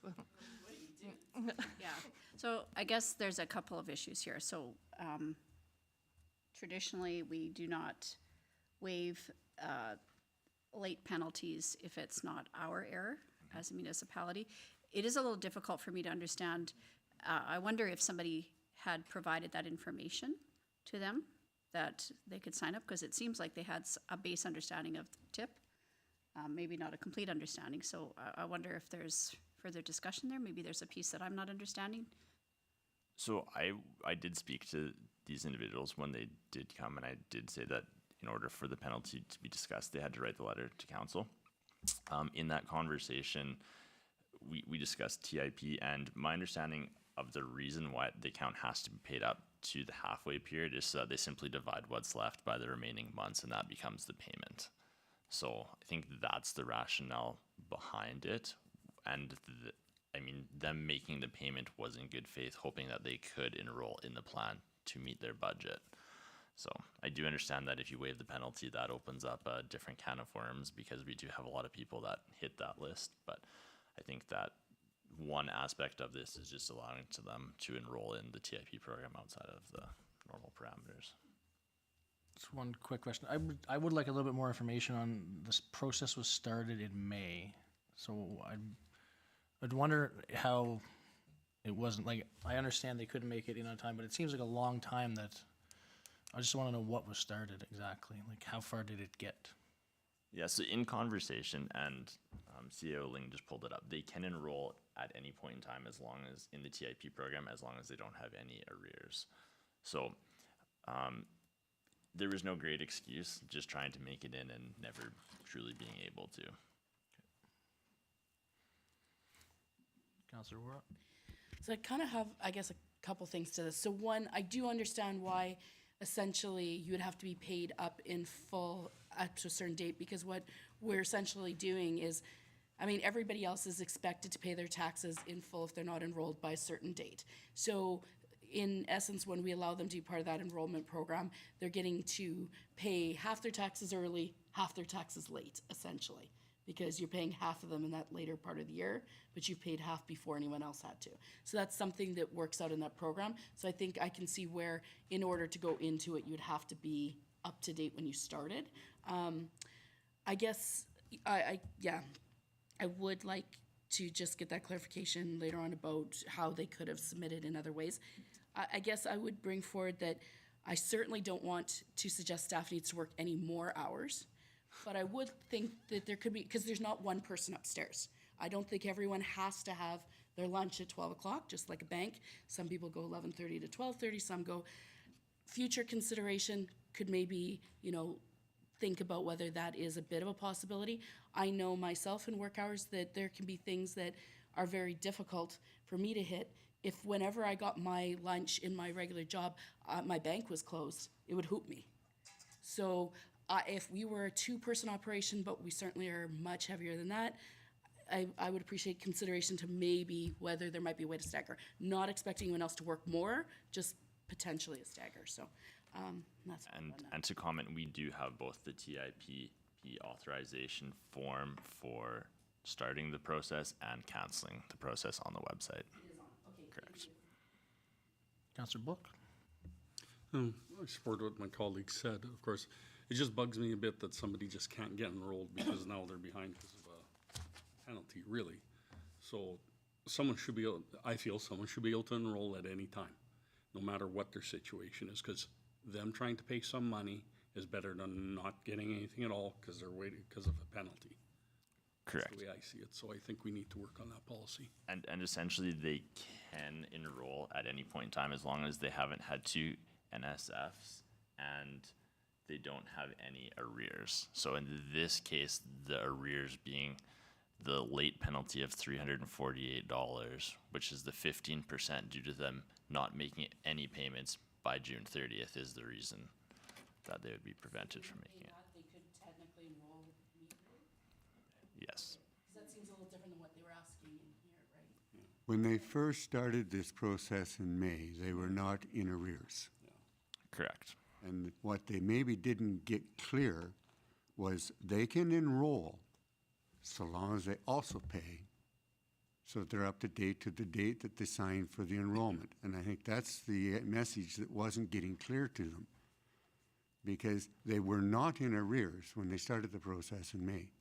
Correct. But through all of the miscommunications and their inability to get into the office, etc., they fell into arrears, and now they're being rejected from the program. Essentially. I really would like to see the whole program reviewed very closely as to the information that is being provided to an individual when they ask to enroll. Because it's not a matter of them not being in arrears.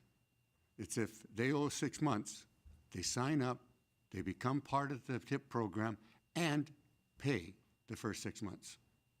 For sure. And I think that this is a one-off situation that we're dealing with. And the first conversation that I had with these individuals would have been July 28th. So, But they must have had conversations with others in between, because they started the Potentially. process in I May just to can't start speak to asking those. questions. But they didn't get anything clarified. I'm confused by their own letter as to just what the process, as to why they didn't get clear information and been in the process well before the arrears would have kicked in. If I may, Deputy Mayor Curtis, we're unsure of what they were told, and unsure of who they spoke to, how they, whether it was an email, a phone call at the front counter. So if you will give us some time to speak to the staff to find out exactly what message was relayed, because right now we're going by this letter that may or may not be the understanding of the staff that spoke with them. So if we can That's get all that I can go cleared up. by is the letter at the moment as well, Yes, so I'd really so- appreciate some clarity. Yeah, And if we then, can go back to then the that staff. would make me feel better as to the judgment I make. Thank you. All right. Sorry. Can I just ask one more clarifying question too? So I think my understanding, maybe I didn't explain it very well, is that I think if you have been in arrears the prior year, that would preclude you from being able to enroll in the TIP program is not what you were saying. What you're saying is that if you're currently in arrears, then you could not enroll in TIP. Is that correct? Because those are two different things. And I think maybe, from my understanding too, is that we want people to be able to pay their taxes, and it's incumbent upon us to make it easy for them to do that, in some sense. And so in this instance, I think it makes sense for us to facilitate the enrollment. Given that our policy says otherwise, then we need to maybe tweak that again. But can you just clarify that for me? Is it based on arrears from this calendar year or previous calendar years that they would not be eligible? Arrears would be arrears. Yeah. They show up as an outstanding balance, and unless we dive into the account to see where the outstanding balance is from, they just show up as arrears. So it could be this year, it could be last year. It's a running total at the end, so.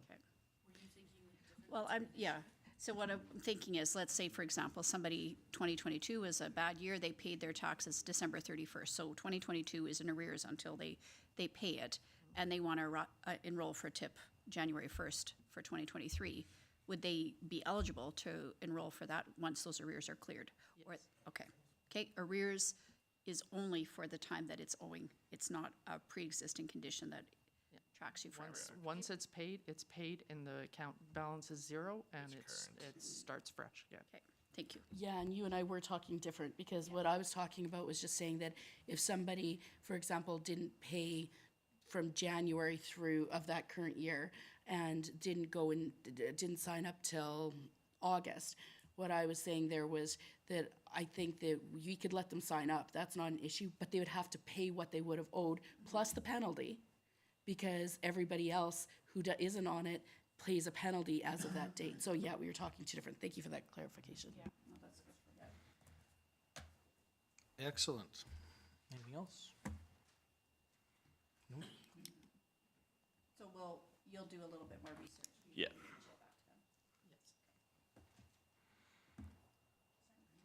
Yeah, again, My windows are down. my hair is. My windows are down, so that's good. Thank you, Director Johnston. We'll now move over to Interim CAO Ling. Okay, we have a letter from Jin Ho Shin from the Vista Motel. It's addressed to council. It says, as a small business, we are facing significant financial burdens and other difficulties. So I am writing this because the taxes for the second half of 2023 are very high, from $394.65 to $456.13. Running a motel in the current economic climate has been challenging, and the excessive tax only add to our difficulties. We have been striving to provide quality service and a comfortable stay for our guests, but many burdens make it hard for us to maintain our operations efficiently. I kindly request that the relevant authorities reconsider the tax amount for businesses like ours. Lowering the tax burden would not only help us stay afloat, but also allow us to invest in better facilities and services for our guests. We understand the importance of taxes in supporting public services and infrastructure development, but a more balanced approach that considers the challenges faced by small businesses like ours would be greatly appreciated.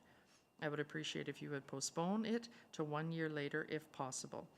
Thank you for your attention to this matter, and we hope a positive resolution that will support both our motel and the community as a whole. Thank you. Councillor Bullock? Do we know if this business owner knows about the small business tax incentive? At this point, I am unsure. I would have to get back to the finance department and find out if they have registered as a small business and are collecting or are participating in that tax reduction. Yeah, I think that would be important if they didn't know about it, then, because we are doing something for small business, so, and everybody else tries to pay their taxes too, and everyone has to, so I'm just curious if they happen to know about that or not, I guess. Okay. And it'd be something wise to recommend they sign on to, I guess. Yep. I can look into that and bring that forward. Councillor Rudick? So further to that, I know we had the conversation about the need for businesses to apply for the small business tax incentive. I'm wondering how many actually have, because I mean, this would be an example where the assumption, what we're trying to do by offering that is to make it more affordable for businesses. And of course, all businesses need to be responsible for the expenses that they incur. But if we're offering an incentive that is difficult for people to get, we've advertised it, we did send it out as a tax notice, but we all know people get busy and that makes it difficult. So I'm curious, of our small businesses, what percentage is actually taking advantage of that? And then my second question is, the numbers that they've referred to here, is that their monthly payment? Are they on tip? Is that their total taxes? What do those numbers represent? Do we know? Again, I will have to look into that. Okay. Thank you. Yeah, that was one of my questions. So, because just the number, when they talked about the second half, it didn't quite make sense as to where it went in there. And obviously, I look forward to that. I think, though, one thing that is important is over and above the small business tax, people have to understand that the council took a lot of time to even create another bracket for tax for smaller businesses. Many small businesses saw actually quite a reduction, several $100s reduction when we first implemented that. And we've been working really hard for taxes not to go up. I'm looking at this amount and I believe it is a burden. I know everyone's facing costs, but I think in fairness, I must say so too does a residential owner be incurring additional costs from carbon taxes and other inflation. And so, you know, everybody had to see some increases. So I definitely will wait on that information. I just, I know that we have done everything we can within it, and we cannot actually consider halting or waiving any individual. So a request like this would actually mean a complete change to how we apply taxes to everyone also. So I don't know that it's going to be viable, but I'll wait on the additional information. Councillor Rudick? And I don't know, they have done some improvements on their property, but I don't know if they've ever applied for any of the C1 incentives, for example, that, because they've done some extensive renovations on their property over the last number of years. And in my time as Economic Development Chair, they were not a recipient of the C1 incentive. So I wonder if there might be another way to be able to assist them that they might be eligible for. I can reach out in terms of the C1. Obviously, there's some stipulations and hoops and so on and so forth. I mean, The C1, you spend X number of dollars, you get 10% of that back up to a $2,000 maximum. So, you know, if that's the case, we can certainly do some digging. We've done a little bit of that in the past. So I will, you know, do my due diligence there. Just very quickly, as it pertains to the small business declaration, it's you have until the last working day of December to in order to be eligible for that, right? And I believe last year, Director Saskew at the time sent letters to every one of the businesses. So just for council's information, and that was in addition to advertising in print and on radio and in social media.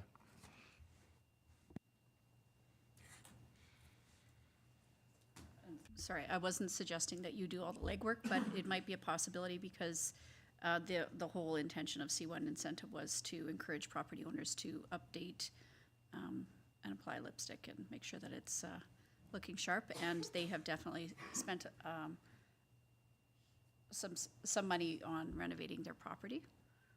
Not the signage, but they've done paint and doorways, et cetera, as well as some of their interior. So that might be something that would be beneficial to them if they can provide verification. Councillor Block? And I guess another thing, I'd be curious to know if their assessed value went up.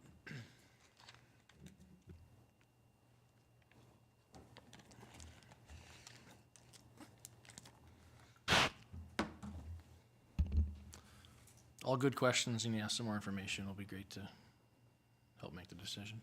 Perfect. Thank you very much, CEO Ling. Moving on to council items, round table. So I guess we'll start with Councillor Barry. Trying to keep up with the Very tradition. sneaky looking the other direction. Thank you, Mr. Deputy Mayor. I have a couple of points that I want to discuss. One, this week on Thursday, the North Saskatchewan River Water Association, which is we're part of with the Vermilion River Water Association, is holding a riparian policy workshop. You have to have already been registered, but I will be attending it, and I've been asked to give a few words on behalf of the town, and then give, because I'm a member of the Vermilion River Watershed, give some updates as to what we've been doing in this various area. And I want to point out the North Park drainage, which I think is a very wise move to see that most of our stormwater is going through retention ponds before it gets to the river. The industrial park, there'll be a engineered wetlands there in a sense to take the runoff from there. So I'll point out a couple of those things that we are trying as a community to maintain our river. But the other one that's been brought to my attention over the last few days is some concern with the executive of the soccer, the Vegreville minor soccer, and some parents that have been talking to me and also phoning the register, is the aspect that the town is advertising that they're running a soccer program this fall, winter. And they've already got the registration open when the fall registration night is until September the 7th, when typically most of the nonprofit organizations solicit the children to come and play in their sports. And I find, and I apologize if I sound like I'm being picky to anybody who composes things, but the wording is want to play soccer but don't have time for practice and tournaments? Then look no further. With a focus on skill development, participants will not only learn the game, but have fun doing it. Don't worry if you already know the game, just come and play. Every class will have a scrimmage between participants. It makes it sound like this program is going to be superior to the Vegreville minor soccer program. I do not know exactly how you do a focus on skill development unless you're holding practices, because skill requires practice. Soccer is a team sport, and a lot of the learning in skill development is learning how to be a team member, learning how to play positions, learning how to receive the ball, how to pass the ball. It's an organization. So the posting is already confusing a number in the community as to whether minor soccer is actually holding their programs, which they're being assured that they are, and trying to find out what this is all about. The soccer program that is being advertised by the town is in direct competition and undercuts the Vegreville Minor Soccer Association. It's a non-profit run by volunteers. Their programs are sanctioned by Canada Soccer and Alberta Soccer. They run indoor programs and outdoor programs, and they're based on appropriate age groupings under the Alberta Soccer Association. The volunteer coaches are trained and certified to meet Alberta Soccer Association requirements and have up-to-date CPECs. A successful and ongoing soccer program relies on recruiting young players and new coaches to the association. The Vermilion Minor Soccer is continuously being successful in representing the community at the highest levels of provincial competitions. They're consistently bringing to town many visitors from other communities and successfully host such events as the Lakeland Cup that bring even more visitors to benefit the economy of our community. The posting I read earlier contains and implies inaccurate information. It is implied that the town program will be better and more fun than minor soccer. You don't have to practice. And like I said, I don't know how you develop skill if you're not practicing. And you don't have to go to tournaments. And you don't have to worry if you already know how to play. You can just come to scrimmage. This is in direct competition. So for the record, Vegreville Minor Soccer youth indoor programs are held in a rented school gym, are organized into appropriate age groups, U5, U7, U9, and U11, and these groups do not travel. They do not go to tournaments. They are taught soccer skills by ASA certified and trained volunteer coaches. But they do play friendly games amongst themselves in age-appropriate groupings without leaving the community. Play it right here in schools. The older groupings of U13s, U15s, and U17s, and U19s practice once a week in the rented gym. And then they have the opportunity to go to the paid-for Sherwood Park leagues. And this is very enjoyable for most anybody that knows what boarded indoor soccer is all about. Now, because these teams are registered with Vegreville Minor Soccer Association, they are entitled to enter tournaments if they choose to do so, but it's not mandatory. I do still say it's a bold statement to say you're going to focus on skill development. So I'd really like to know, is the town program sanctioned by Canada Soccer, by Alberta Soccer? Are those teaching soccer skills trained and certified to the standards of Alberta Soccer? Who is running the soccer program? Is it not-for-profit? Where do the fees go? I do not believe the town should be in competition with not-for-profit organizations. I was asked to point these things out and find out some questions as to why the town, it's not the same as dodgeball, it's not the same as drop-in basketball, it's not the same as running programs for home-schooled children. This is saying that you're going to operate a soccer program that's in direct competition with a nonprofit that's been doing one here for years. Thank you. David, I'm sorry, obviously, because I don't follow the soccer side, can you tell me where it was posted? I just never saw this. It's posted right under fall program registrations opens August 14th. Get ready for an action-packed fall with the town of Vegreville brand new recreational and fitness programs. And then you have a number of different things, and one of them is soccer. If I could. And so they're going to be running from September 5th. Sorry. They'll be running from September 5th to December 21st. The dates, Tuesdays and Thursdays, 5:30, 6:30, directly in competition with the dates of minor soccer as well. $45 per child. And I just do not understand why they're advertising that they're going to develop skills in soccer, but you don't have to practice. You don't have to go to tournaments. You can just show up and have a scrimmage. If I could, I find it very, very disturbing that the town would be running such a program. so I'm gonna jump in here. I think it's probably along the lines, and there are a few recreational offerings. It's been posted on social media.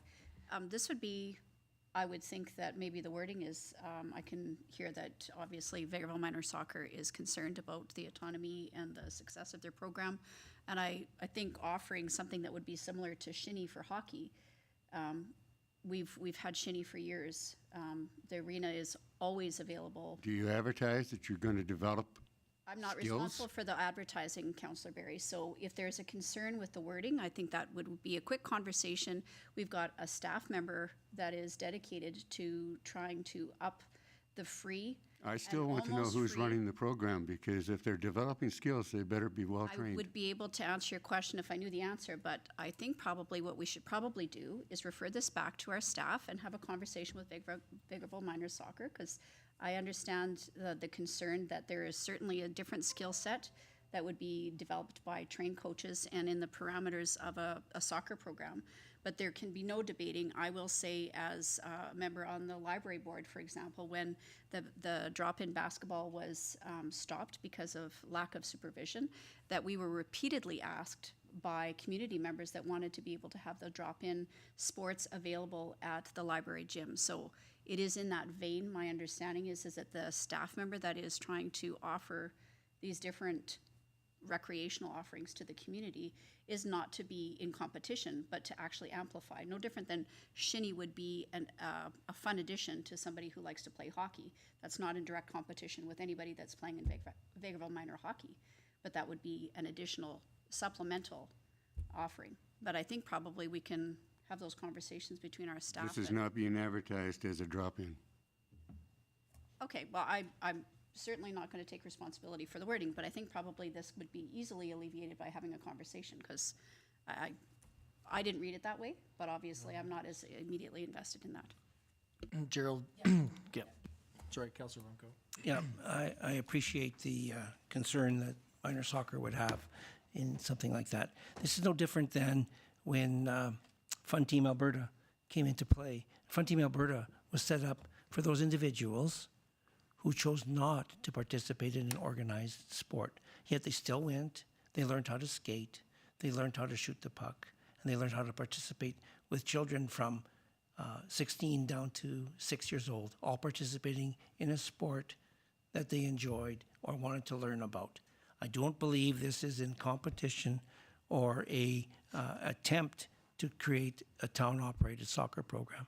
I think more clarification on what the sport might encourage and what their goal is behind it, rather than assuming something in some wording that's written out in a drop-in program. I don't think their attempt is to take over a soccer program in the community. I can understand your statements as well, but the aspect is that there are parents that are believing that a second soccer program is being started up, or a soccer program that is replacing the Vegreville Minor Soccer program.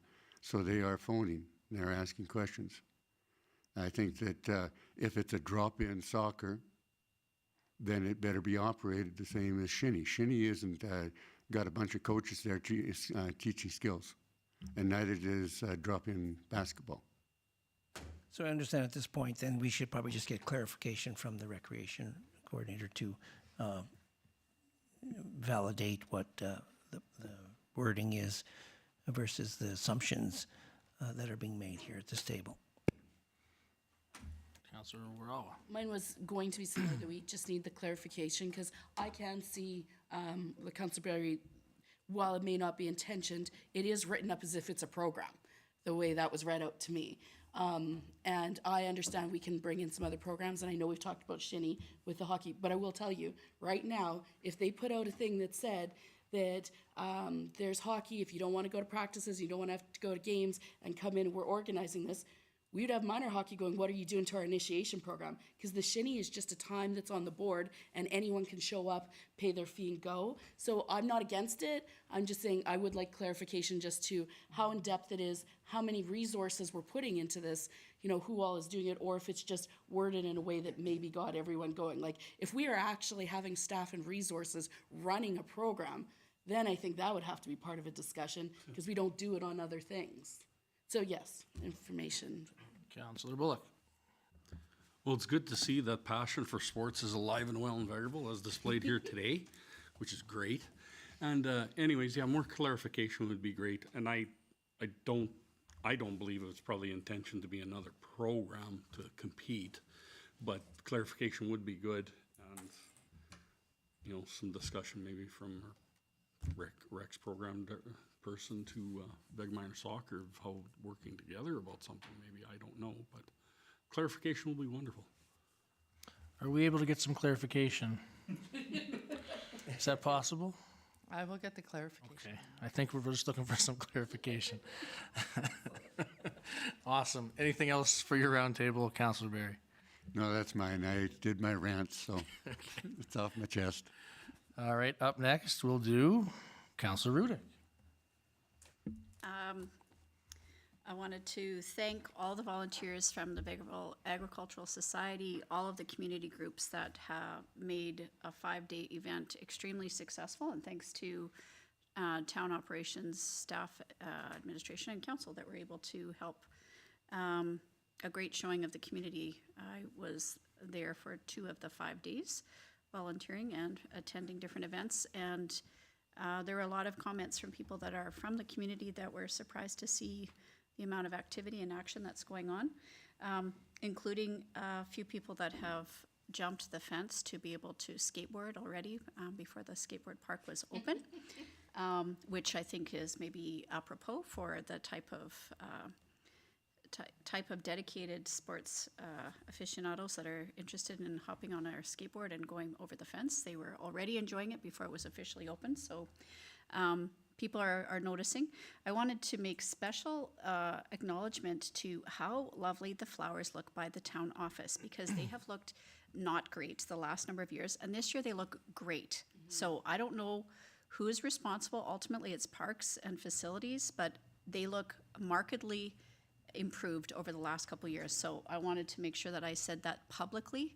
I've taken pictures of them, but that's not the same as saying thank you to our staff that are doing that kind of work, both here and at the Egg Park. And thrilled to be able to see some of the project be finished over there so that we can welcome more of our visitors into the park.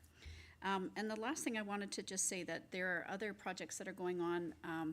The Vegreville Refugee Sponsorship Committee has had notification that a 4-year process, so this is separate from the Ukrainians that have been welcomed as a result of the ongoing war in Ukraine, but the refugee sponsorship group has sponsored a Syrian family, and we applied 4 years ago, and we just got notification that our second family is going to be arriving sometime soon.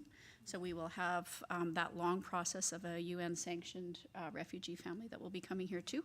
2 parents and 2 kids to be able to, again, lower our demographic and have some younger people move to town.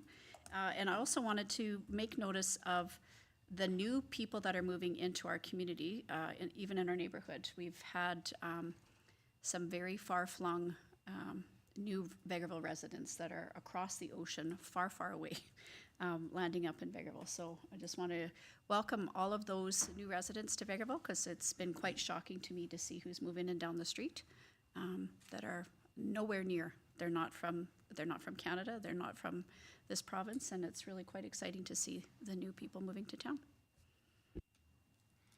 Perfect. Thank you very much. We'll move on to Councillor Bullock.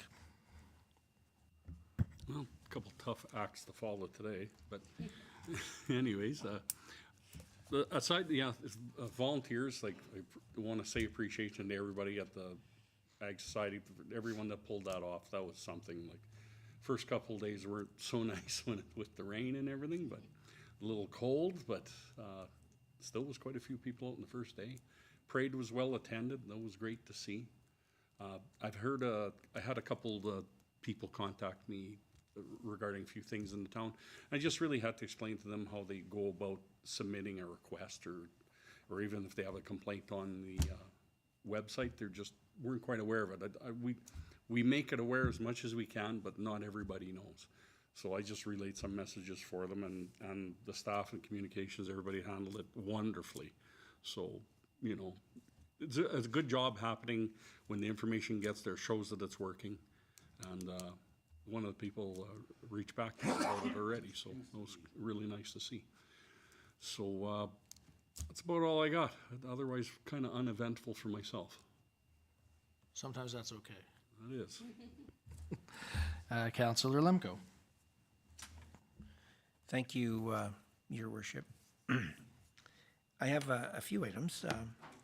First one is I had a senior concerned about the trees from their property or close to the alley encroaching on the ATCO power line. Now, if you, her concern was that, as trying as she might, unable to get an answer from ATCO at the phone or who to call about it was very troubling. I would be interesting to know if ATCO does a yearly patrol of all the lines in our community, and do they provide a report to us?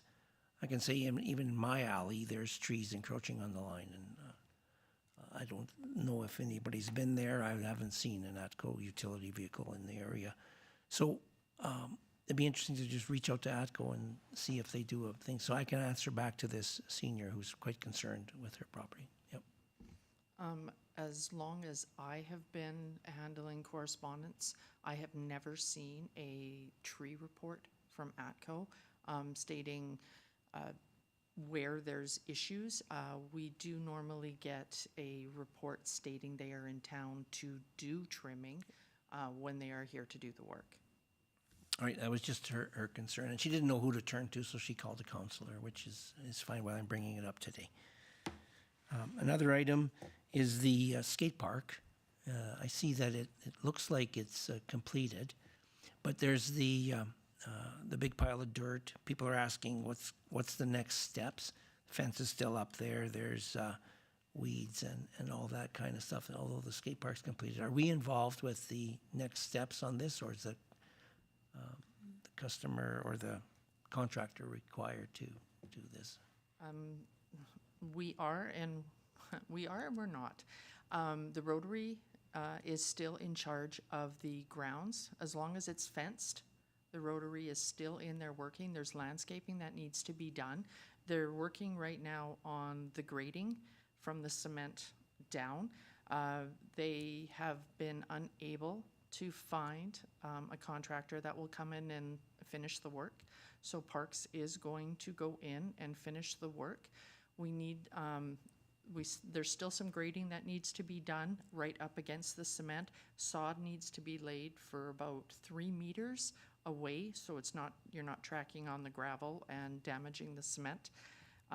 Once that's down and that dirt pile is gotten rid of, they will be looking at opening the, my understanding is at that time they'll be removing the fence and opening the park, because once that 6 or 3 meters of grass is down, that's enough protection for the actual surface itself, and Parks can continue working on the rest of the grading and hydro seed the rest.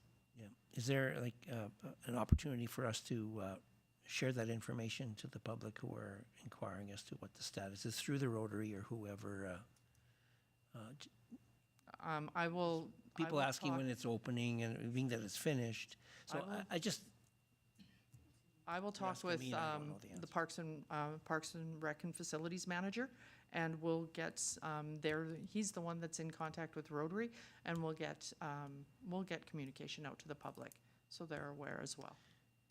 and my last item is the feasibility, I know I've talked about this before, is the cricket pitch for our residents who play cricket.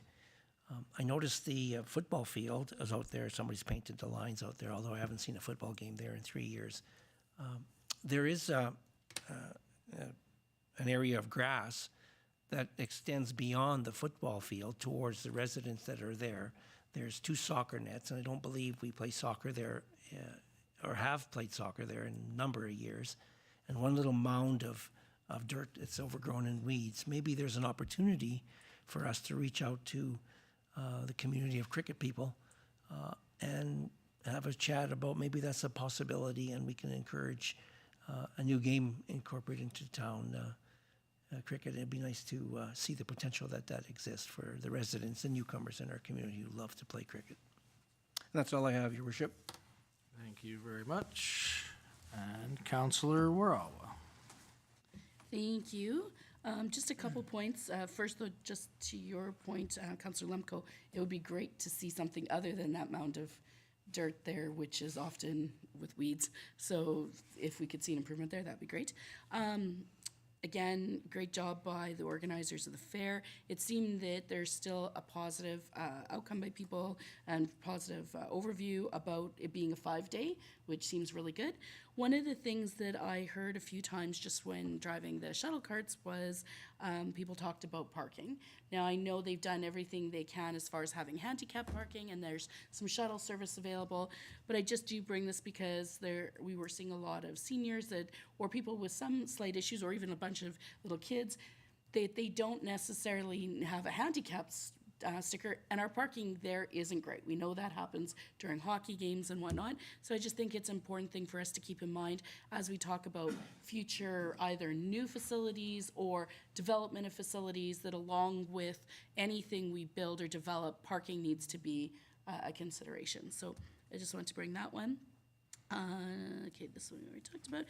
I had a resident call me, and again, this isn't something I need an answer for, just something I don't know if it's ever been discussed before, or whether budgetarily it's something it could be looked into. It is a resident that is often walks the walking trails, particularly on the back of Sunset Park, and they actually do a loop quite often through the cemetery. They make that part of their summer walk, and they mentioned that they thought we were doing a good job, that our kids are in there often mowing, but they mentioned how often they seem to be in there. So I did a little bit of inquiring to find out that it does seem like our kids are there 2 to 3 days to complete the cemetery, like every second week. It is quite an intensive amount of mowing. I'm just wondering, have we ever in the past looked at something like potentially contracting out the maintenance of the cemetery? And I don't know if it would be feasible or not. I'm not saying it would be. I'm just looking that when I saw that there was times between 5 and 8 summer students that are dedicating 2 to 3 days every second week, I thought, wow, if we could free that up all the way through, they might be able to keep ahead of some of our more public visible sites. So again, just leaving that with you. I don't know if it's feasible, but the lady mentioned to me how often she saw them there, so I thought I'd bring that in, and that's all I have. It was a quiet walk. Thank you very much. And for me, yeah, mostly just around the events of the last week there with the parade and stuff. It was nice. Got out. It was my first time driving the shuttle carts around, and I had a really fun time doing that. I know Councilor Barry was in the beer gardens working. Every time I drove by, I saw him in there, so I know, and everybody else took their shifts, added. So it was really great, really fun. I did go out to the beer gardens after, I think, Saturday night, and I went to the washroom, which you tend to do more often when you're at the beer gardens. And there's a bit of an issue in there, and luckily one of our employees, Marvin Hiscock, was there and was able to help me get what I needed to get to ensure that the bathroom was in good working order. So I just want to shout out to him. This was more of an emergency than anything else. So just wanted to share that. And that's all I really have. And thanks for all you guys do as well. It's usually the ending comment for the meeting. So, okay. What do we have here now is Director of the Fave's not here.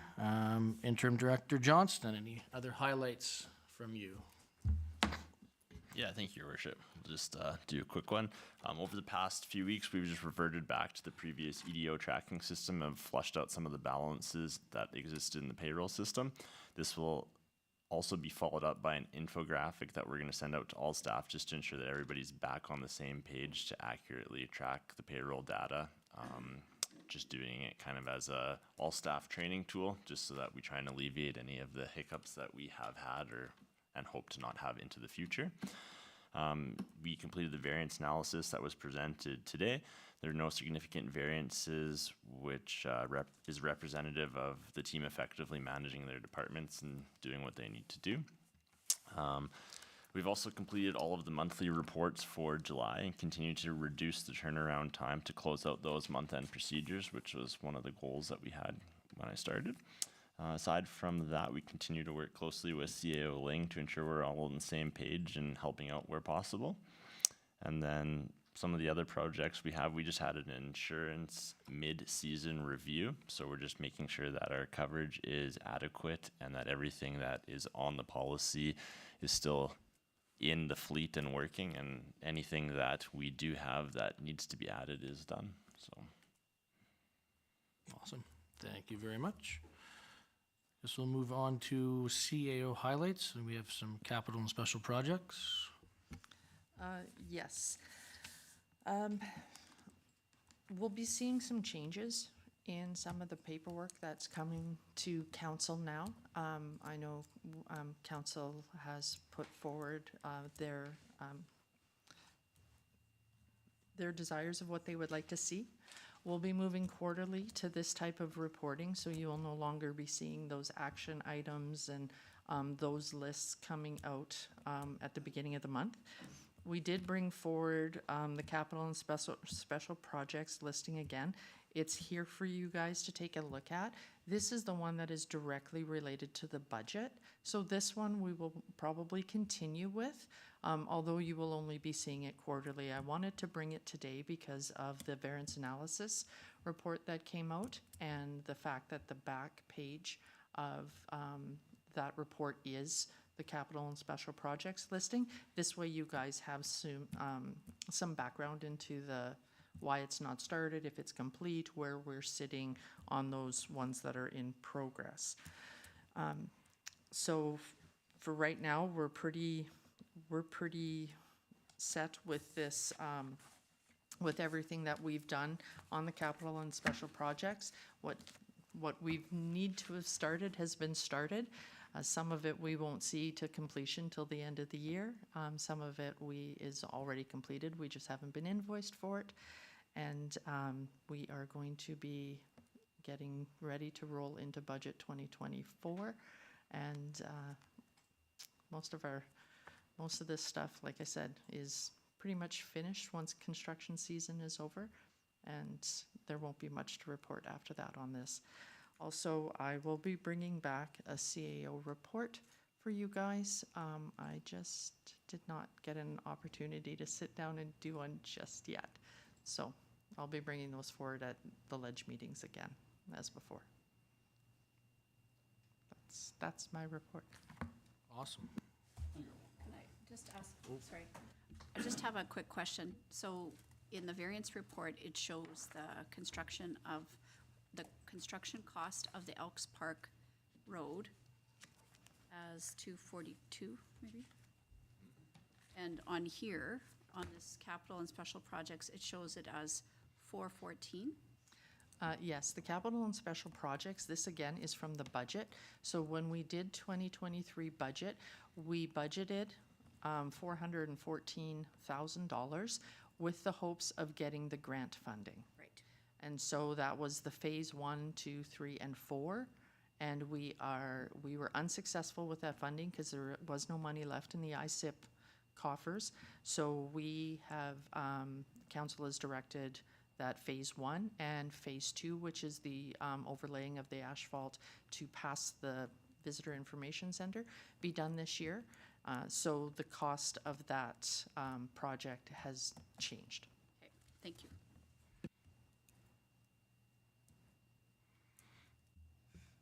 Councillor Bullock? You just said past the visitor information center, but we're not past there. We're just up to the.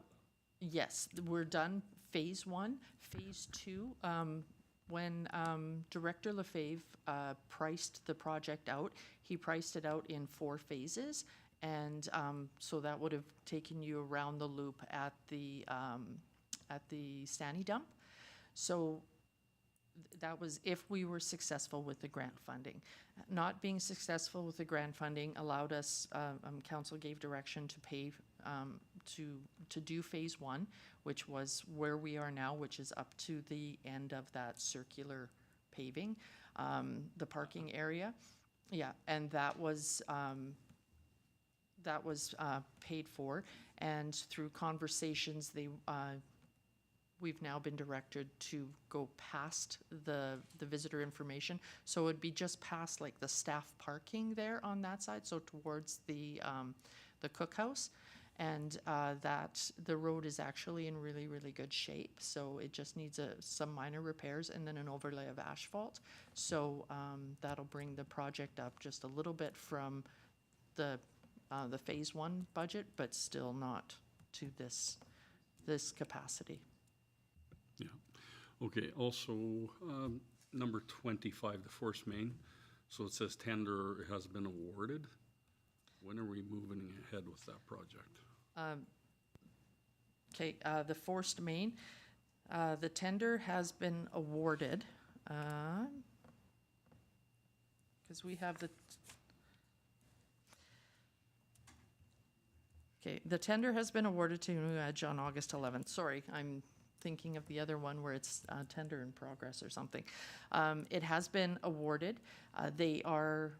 We're still, as far as my understanding goes, they're still talking with infrastructure planning and development. So they are still going to having to be looking at ordering all the material and stuff like that. And so at this time, it'll probably be fall before we see a shovel in the ground. Just that type of, but it is classified as a winter project. So, yeah.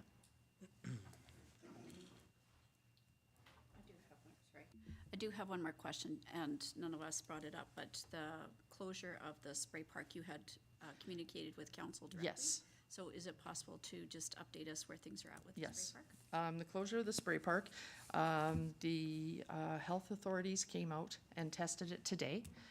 So we're going to be, it is essentially for right now closed till Friday, at minimum Friday. We're taking another water sample tomorrow and sending it in. Actually, we're going to flush some of the stuff, some of the lines, and take another, add some fresh water. They're going to take another sample in, and we're hoping that it'll be open by Friday.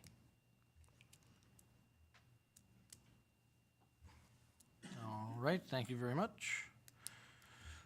And up next, I guess we have some closed session items for today, so I will look for a motion to go into closed sessions.